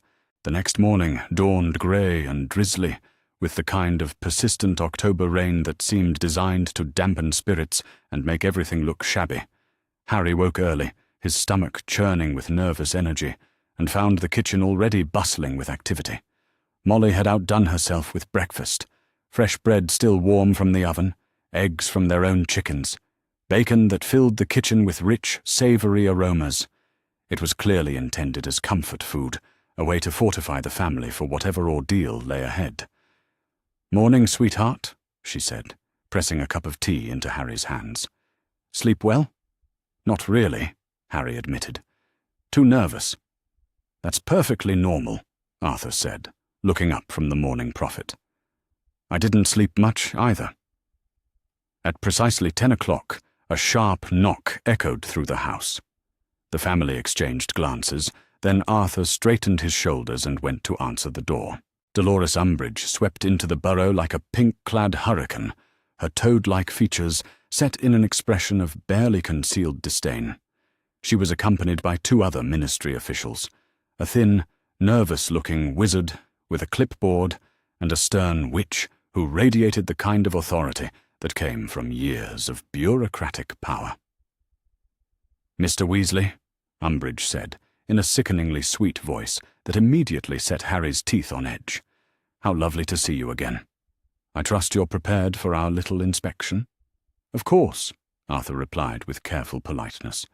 "We're happy to cooperate with any reasonable ministry requirements." Umbridge's smile grew sharper. "Oh, I'm sure you are. Now, shall we begin? I have several forms to complete, and I understand there's quite a lot to evaluate." What followed was the most humiliating 3 hours of Harry's life. Umbridge examined every room in the house with the thoroughness of someone actively looking for problems. She questioned the structural soundness of the building, the adequacy of the magical protections, the appropriateness of sleeping arrangements for a child of Harry's significance. She took detailed notes on everything from the number of books in Percy's room to the state of the garden gnome population. But the worst part was her treatment of Harry himself. "Now then, Harry," she said, in that horrible, saccharine tone, "tell me about your experience living with this family. Have they been adequate in their care of you?" Harry looked at Molly and Arthur, standing straight and dignified despite the obvious strain of the inspection, and felt anger burning in his chest. "They've been perfect," he said firmly. "They're the best family I could ever ask for." "I see," Umbridge said, making a note. "And you feel no sense of obligation to express gratitude? No concern that speaking honestly about any deficiencies might result in consequences?" The implication was clear and insulting. Harry felt his magic responding to his anger, making the air around him shimmer with barely contained energy. "I'm not lying," he said, his voice steady despite the rage building inside him. "And I'm not afraid to tell the truth. The Weasleys love me. They take care of me. They treat me like their own son. They're everything the Dursleys never were." "Ah, yes, the Dursleys," Umbridge said with false sympathy. "Such a terrible misunderstanding, that whole situation. I understand they've been quite distressed about your sudden departure." Harry stared at her in disbelief. "They threw me out. They abandoned me on the streets and told me they never wanted to see me again." "Children often misinterpret adult actions," Umbridge said dismissively. "I'm sure if we spoke to your aunt and uncle, they would provide a very different account of events." "Then let's speak to them," Charlie said suddenly. "Let's bring them here and ask them directly whether they want Harry back." Umbridge's expression grew less pleasant. "I hardly think that's necessary. The Ministry is perfectly capable of determining what's in young Harry's best interests." "Based on what?" Bill asked pointedly. "Based on the welfare reports that were never filed? Based on the monitoring that never happened? Based on the obvious signs of abuse and neglect that were ignored for 10 years? Mr. Weasley, Umbridge said, her voice losing its sugary quality. I would be very careful about making accusations you cannot substantiate. I can substantiate them, Harry said loudly. I lived them. I have the scars to prove them. And I have the legal documentation from Aura Shacklebolt confirming every detail. Umbridge's face went an unpleasant shade of purple. Mr. Potter, I think you've been unduly influenced by certain parties who have their own agenda in this matter. My only agenda, Harry said, standing up and facing her directly, is staying with people who actually love me instead of going back to people who treated me like a servant and a punching bag. The magical disturbance around Harry was visible now, making papers flutter and glasses rattle. But instead of trying to calm him down, his family moved to surround him supportively. Harry's right, Arthur said firmly, and we have the evidence to prove it. More importantly, we have a happy, healthy child who has thrived in our care. That should be the only consideration that matters. Umbridge gathered her papers with sharp, angry movements. I think I've seen quite enough, she said coldly. You can expect our report within the week. After she left, taking her sour-faced colleagues with her, the family gathered in the kitchen like soldiers regrouping after a battle. That, said Fred, could have gone better. It could have gone worse, George countered. She didn't actually arrest anyone. She didn't find anything actionable, Percy added, though his voice carried underlying worry. Our house is in good condition, Harry is obviously well cared for, and we've documented all the legal requirements. That won't matter if she's already decided to rule against us, Arthur said grimly. Then we prepare for the appeal, Bill said immediately, and we make sure the whole wizarding world knows exactly what this is really about. What do you mean? Harry asked. Public opinion, Charlie explained. If Umbridge tries to remove you from a loving home to send you back to documented abusers, there are going to be a lot of people who have something to say about it. The media, Percy added thoughtfully. Rita Skeeter might be a terrible person, but she loves a scandal. And this story, famous child abuse victim, fighting ministry corruption to stay with his chosen family, that would sell a lot of papers. Harry looked around at his family, all of them already planning their next moves, none of them willing to give up the fight even when facing the full weight of ministry bureaucracy. What if they win? He asked quietly. What if they take me away? They won't, Molly said fiercely. And even if they try, it won't be permanent. We'll keep fighting until you're back where you belong. Besides, Ron added with forced cheer, you're not getting rid of us that easily. You're stuck with us, Harry. Forever. As the day wore on and the family began the nervous wait for Umbridge's report, Harry felt a strange mixture of anxiety and determination settling in his chest. The stakes had never been higher. His entire future, his family's reputation, their ability to stay together. But he'd never been more certain of what he was fighting for. He had found his family. He had found his home. And he would fight with everything he had to keep them both. Whatever Umbridge decided, whatever the ministry threw at them next, Harry Potter was no longer a frightened child with no choices and no hope. He was a member of the Weasley family, with all the love and support and fierce protection that entailed, and that made him stronger than any bureaucrat, any political agenda, or any attempt to control his life for the convenience of others. The battle wasn't over, but Harry was no longer fighting it alone. Chapter 8. The crisis Umbridge's report arrived on Monday morning, like a hex disguised as official correspondence. Harry was sitting at the kitchen table, trying to focus on the defense against the dark arts essay Percy had assigned him, when the ominous black owl swooped through the window and dropped the thick envelope directly onto his parchment. The ministry seal seemed to glare at him accusingly. "Mum," Harry called, his voice tight with anxiety. "It's here." The entire family converged on the kitchen with the speed of a coordinated military response. Arthur opened the envelope with steady hands, though Harry could see the tension in his shoulders as he began to read. The silence stretched on for what felt like hours. Arthur's expression grew darker with each page, his jaw clenching and unclenching as he worked through the document. "Well?" Molly finally asked, her voice carefully controlled. Arthur set the papers down with deliberate precision. "They're recommending immediate removal of Harry from our custody," he said quietly. "Effective immediately." The words hit the room like a physical blow. Ginny made a small, wounded sound. Ron's face went white with shock. The twins moved instinctively to flank Harry, their usual joviality replaced by fierce protectiveness. "On what grounds?" Bill demanded, his curse-breaker training evident in the way he immediately focused on facts and evidence. Arthur picked up the report again, his voice taking on the clinical tone he used when dealing with particularly offensive ministry bureaucracy.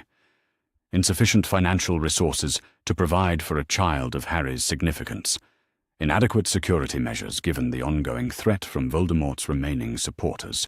Questionable blood status considerations that may impact Harry's social standing in wizarding society. And, Arthur's voice faltered slightly, concerns about our political reliability, given our recent opposition to established ministry policies. "That's complete rubbish," Charlie said hotly. "Every single one of those charges." "Of course it is," Percy agreed, his voice tight with controlled fury. "But it's legally sufficient rubbish. They've constructed their arguments carefully." Harry felt the familiar cold dread settling in his stomach. "So they're taking me away?" "No," Arthur said firmly. "They're trying to take you away. But we have options." "What kind of options?" Harry asked, though he wasn't sure he wanted to know the answer. "We appeal," Arthur said immediately. "Directly to the full Wizengamot. It's our right under wizarding law to challenge any custody ruling that affects the welfare of a magical child." "Will it work?" Ginny asked, her young face set in lines of determination that reminded Harry powerfully of her mother. "I don't know," Arthur admitted with painful honesty, "but we're going to try. All of us, together." The next week was a blur of preparation that made their efforts before Umbridge's inspection look casual by comparison. The burrow became a war room, with legal documents spread across every available surface, and family members conducting intensive research into wizarding custody law. Kingsley Shacklebolt returned, this time accompanied by a sharp-eyed witch in formal robes who introduced herself as Andromeda Tonks, a respected barrister specializing in family law. "I've been following your case," she said, without preamble, "and I believe you have excellent grounds for appeal, though I won't lie to you, it's going to be difficult. The political pressure behind this ruling is substantial." "What exactly are we up against?" Arthur asked. Andromeda spread several documents across the table. "A coalition of pure-blood families who see Harry's placement with you as a dangerous precedent. Ministry officials who are afraid of losing control over the most famous child in the wizarding world. And behind it all, Albus Dumbledore, who wants Harry returned to his original placement for reasons he claims are related to magical protection, but which smell suspiciously like political control." "So what's our strategy?" Bill asked. "Truth," Andromeda said simply. "We present the facts about Harry's life with the Dursleys, document his thriving condition in your care, and force the Wizengamot to choose between legal precedent and basic human decency." "And if they choose legal precedent?" Charlie asked grimly. "Then we make sure the entire wizarding world knows exactly what they've chosen," Andromeda replied. "Public opinion is a powerful force, even among politicians." As the date of the hearing approached, Harry found himself struggling with a growing sense of unreality. How had his life become a matter for the highest court in the wizarding world to debate? How had his simple desire to stay with people who loved him turned into a political crisis that was drawing battle lines throughout magical society? "You don't have to do this, you know," he said to his family one evening as they sat around the kitchen table, reviewing testimony and preparing arguments. "You could just let them take me. It would be easier." The silence that followed was so complete that Harry could hear the grandfather clock ticking in the sitting room. "Harry James Potter," Molly said finally, her voice carrying a weight of emotion that made Harry's chest tight. "If you ever suggest that we should abandon you again, I will personally hex you into next week." "But look what this is costing you," Harry protested.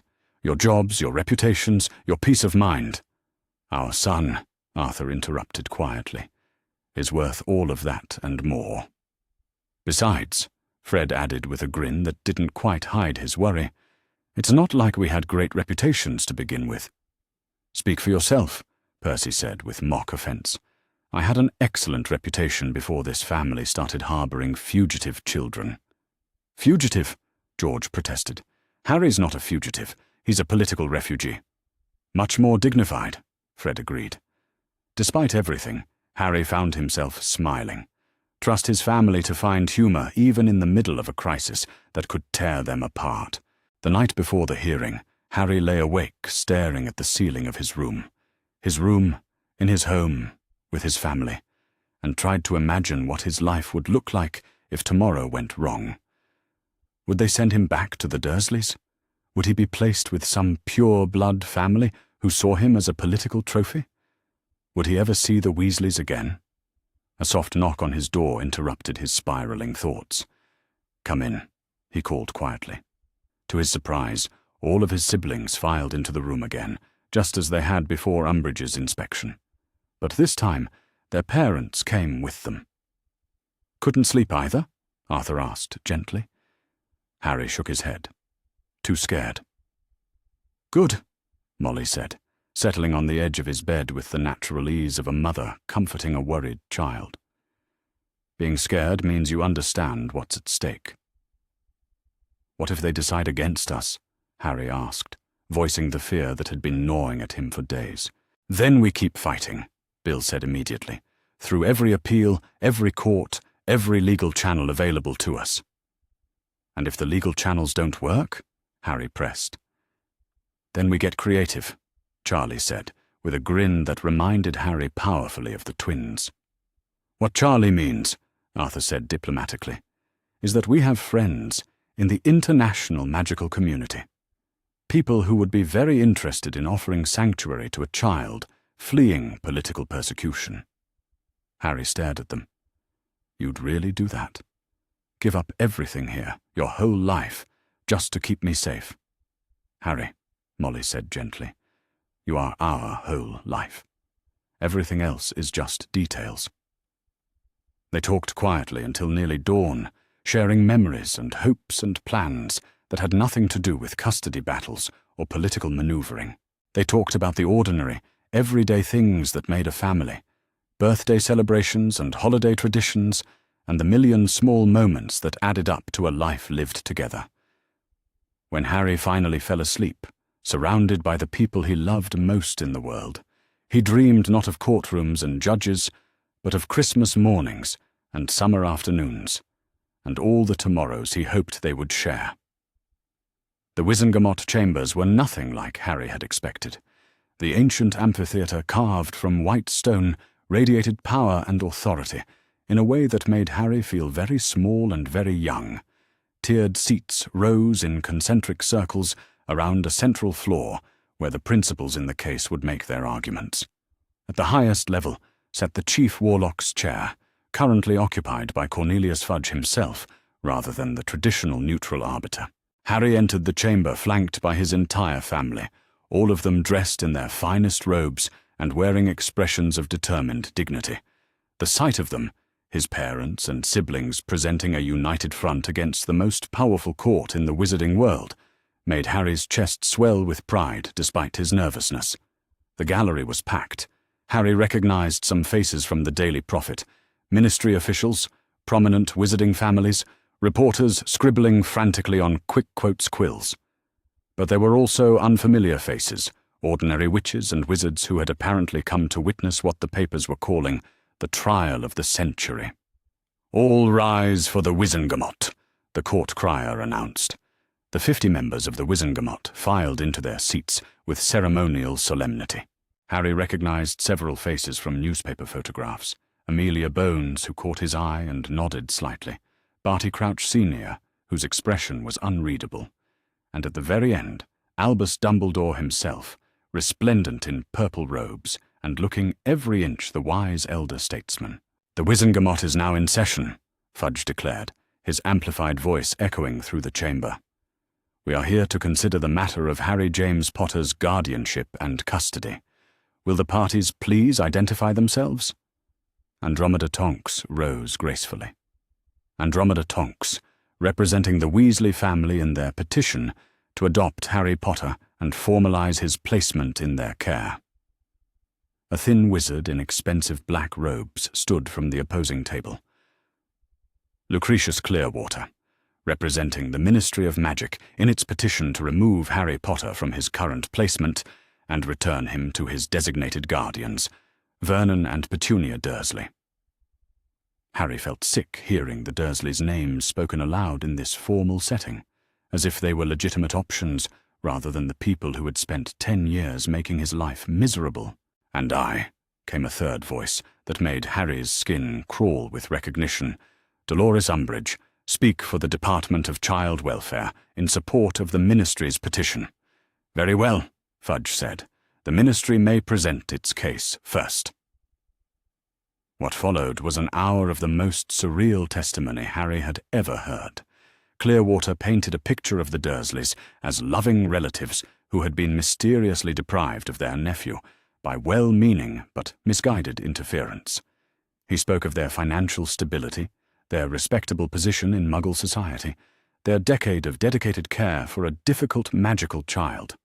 "The Dursleys," Clearwater declared with apparent sincerity, "represent stability, normalcy, and the kind of humble, grounding environment that has clearly benefited young Mr. Potter throughout his formative years."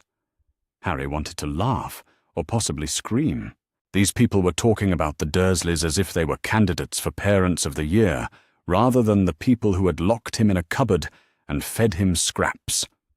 When Umbridge took the floor, her testimony focused on the Weasley family's alleged inadequacies.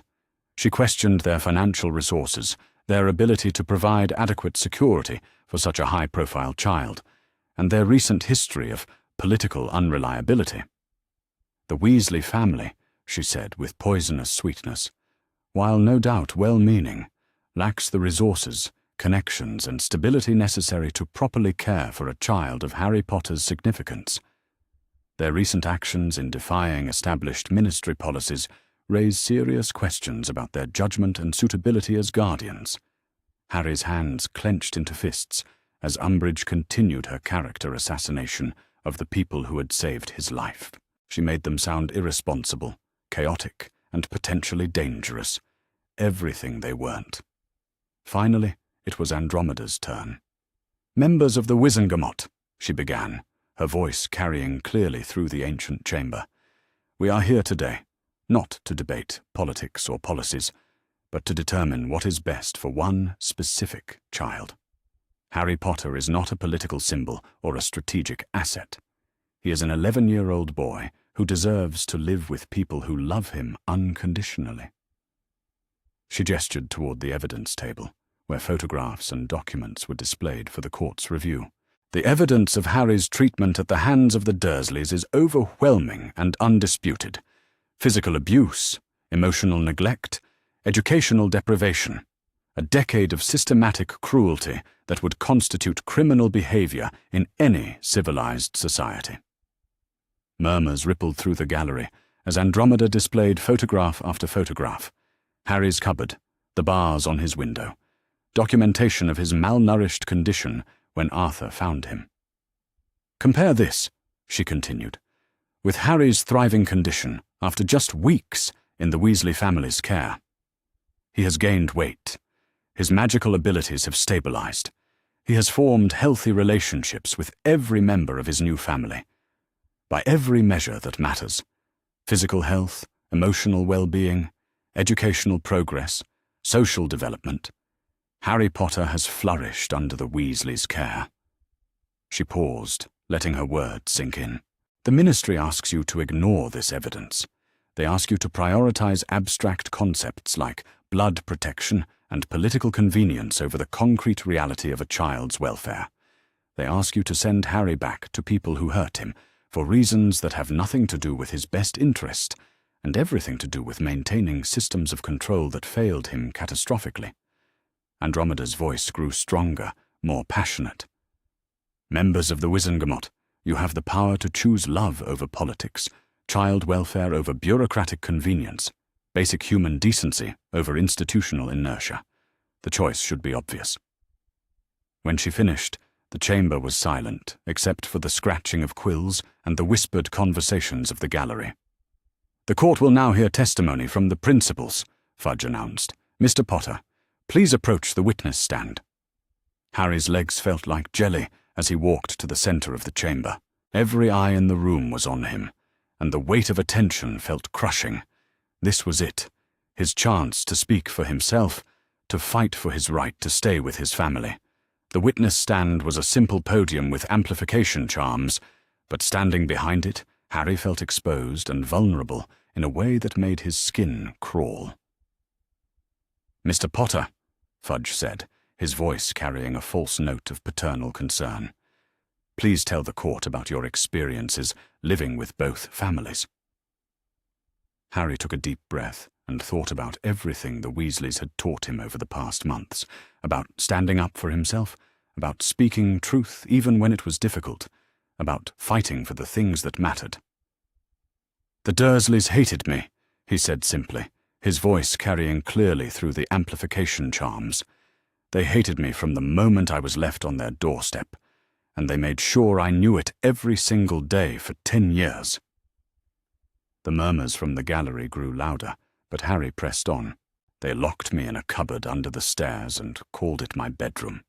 They fed me scraps from their table while their son ate until he was sick. They hit me when I did accidental magic, and they told me I was a freak who didn't deserve to live." Harry's voice was steady, but he could feel tears gathering in his eyes as he continued. "They made me do all the housework from the time I was 6 years old. They never bought me clothes. I wore Dudley's hand-me-downs that were too big and full of holes. They never celebrated my birthday or included me in family activities. They never hugged me or told me they loved me or made me feel like I mattered." He paused, wiping his eyes with the back of his hand. "And then Arthur found me sleeping behind a rubbish bin, and everything changed. The Weasleys took me home and fed me and gave me my own room and treated me like I was worth something. They call me son and brother like they mean it. They worry about me when I'm sad and celebrate with me when I'm happy. They've shown me what love actually looks like." Harry looked up at the Wizengamot, making eye contact with as many members as he could. "The Ministry wants to send me back to people who threw me away like garbage, for reasons that have nothing to do with what's good for me. But I'm not a game piece or a political symbol. I'm a person, and I have the right to choose where I live and who I call family." His voice grew stronger, more confident. "I choose the Weasleys. I choose love over duty, chosen family over blood relatives, people who want me over people who see me as a burden. And with respect, that should be my choice to make." When Harry finished, the chamber erupted. Voices rose from the gallery, some supportive, some angry, all of them engaged in a way that suggested Harry's testimony had hit its mark. "Order!" Fudge called, banging his gavel. "Order in the chamber!" As the noise died down, another voice cut through the air with unmistakable authority. "If I may," Albus Dumbledore said, rising from his seat among the Wizengamot members, "I would like to address the court." Harry's heart sank. This was it. Dumbledore's final play to regain control over his life and placement. Dumbledore descended to the center of the chamber with the measured pace of someone accustomed to commanding attention. When he spoke, his voice carried the weight of decades of respect and authority. "Members of the Wizengamot," he began, "I understand the emotional appeal of young Harry's testimony. Who among us would not be moved by his obvious affection for the Weasley family?" He paused, his blue eyes sweeping the chamber. "But emotion, however sincere, cannot be our only consideration. Harry Potter is not an ordinary child. He is the focus of prophecy, the target of dark forces that remain active despite Voldemort's apparent defeat. His safety and survival are matters of international magical security. Dumbledore's voice grew more authoritative, more compelling. The blood protection, provided by his placement with his mother's sister, is not a matter of convenience or tradition. It is a powerful magical safeguard that has kept Harry alive for 11 years. To remove him from that protection now, when threats against him remain active, would be an unconscionable risk. Harry felt cold dread settling in his chest. This was the argument he couldn't fight. The greater good, magical protection, forces beyond his understanding that allegedly made his personal happiness irrelevant. But then Arthur Weasley stood up. "With respect, Professor Dumbledore," Arthur said, his voice carrying clearly through the chamber, despite the lack of amplification charms. "That protection failed catastrophically when the Dursleys abandoned Harry to live on the streets." Dumbledore's expression flickered with something that might have been annoyance. "A temporary misunderstanding," he began. "A criminal abandonment of a child in their care," Arthur interrupted with uncharacteristic force. "Professor, you speak of magical protection. But what protection did Harry have from starvation? From abuse? From a decade of psychological torture that nearly broke his spirit?" Arthur moved toward the center of the chamber, his presence commanding, despite his humble appearance.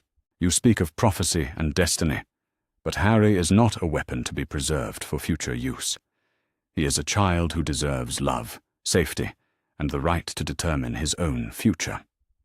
Arthur's voice grew passionate, filled with the fierce protectiveness of a father defending his son. "Members of the Wizengamot, I ask you to consider what we are really debating here. Are we debating magical theory and political strategy? Or are we debating the fundamental right of a child to live with people who love him?" He gestured toward Harry, still standing at the witness podium. "Look at that boy. Look at what he's become in the past months, with a family that values him. He's gained weight, his magical abilities have stabilized. He's confident enough to stand before the highest court in our world and speak his truth. That is what love does for a child."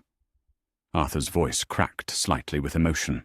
"Now imagine sending him back to people who called him a freak, people who starved him and abused him and threw him away. Can any magical protection be worth that kind of suffering? Can any prophecy justify condemning a child to misery?" The chamber was absolutely silent now, everyone hanging on Arthur's words. "Professor Dumbledore, you are a great man who has done great things for our world. But in this matter, you have been catastrophically wrong. You placed Harry with people who hurt him, you failed to monitor his welfare, and when he finally escaped that situation, you tried to force him back into it." Arthur's voice grew stronger, more certain. "Harry Potter is my son now, not by blood, but by choice. His choice and ours. We love him not because of what he represents or what he might become, but because of who he is right now, in this moment. We will protect him with our lives, support him in his choices, and give him the childhood he deserves." Arthur looked directly at Dumbledore, his gaze steady and unwavering. "That is what real love looks like, Professor. Not grand gestures for the greater good, but daily acts of care and protection and unconditional acceptance. Harry has chosen that love over duty and prophecy and political convenience, and we choose him right back." When Arthur finished, the silence stretched for several heartbeats before the chamber erupted in applause. Not polite, ceremonial applause, but genuine emotional support from the gallery and several members of the Wizengamot itself. Even Dumbledore looked shaken, his usual composure cracked by Arthur's passionate defense of his son. "The court will recess for deliberation," Fudge announced, though his voice suggested he was already reconsidering his position. The Weasley family gathered in a small antechamber, while the Wizengamot debated Harry's future. No one spoke much. There was nothing left to say that hadn't already been said in open court. Harry sat pressed between his parents, drawing strength from their presence, while he tried not to think about what would happen if the deliberation went against them. "Whatever happens," Molly whispered, "you are our son. That doesn't change based on what some court decides. And we'll keep fighting," Arthur added quietly, "no matter how long it takes." The wait felt eternal.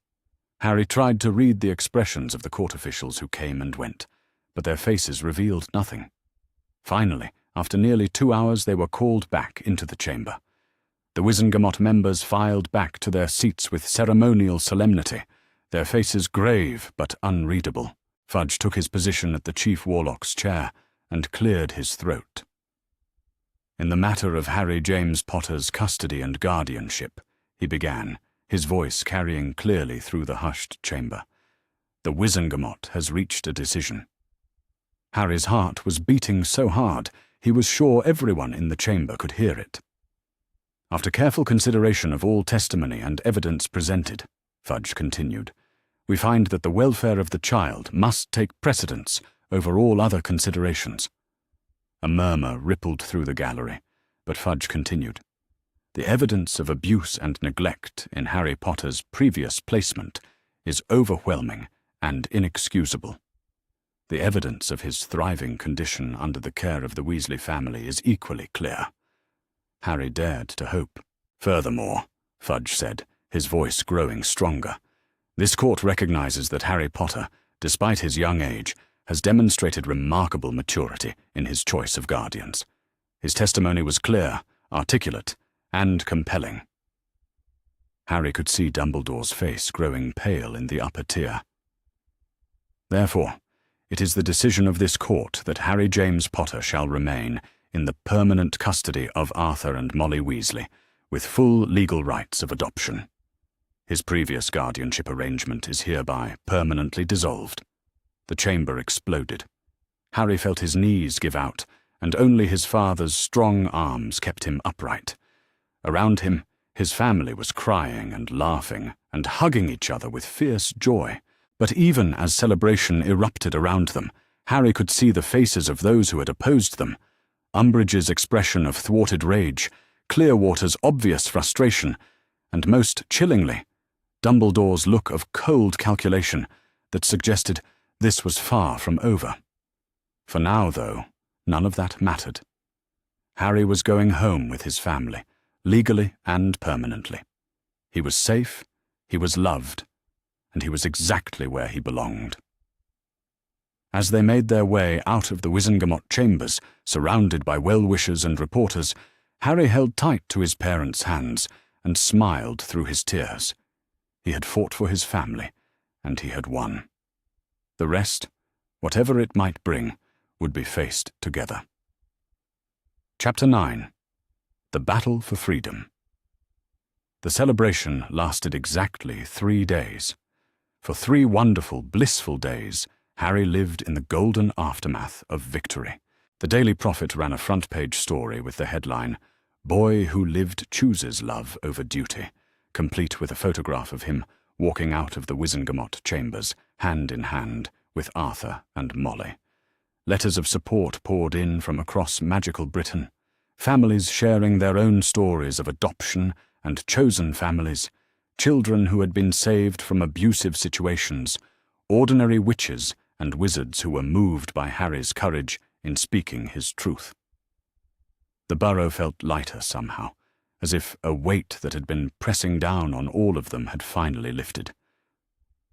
Molly hummed while she cooked, Arthur whistled while he worked in the garden, and the children moved through the house with the easy confidence of a family that knew it was safe and whole and permanent. Harry threw himself into the simple joys of ordinary family life with the fervour of someone making up for lost time. He helped Ginny build a fairy house in the garden. He let the twins teach him increasingly elaborate pranks. He spent hours with Percy, absorbing magical theory with the hunger of someone finally free to learn without fear. He and Ron planned epic games of Quidditch for when Harry finally got his Hogwarts letter and could legally own a broomstick. It felt too good to last. And on the fourth morning, after their victory, Harry discovered he was right.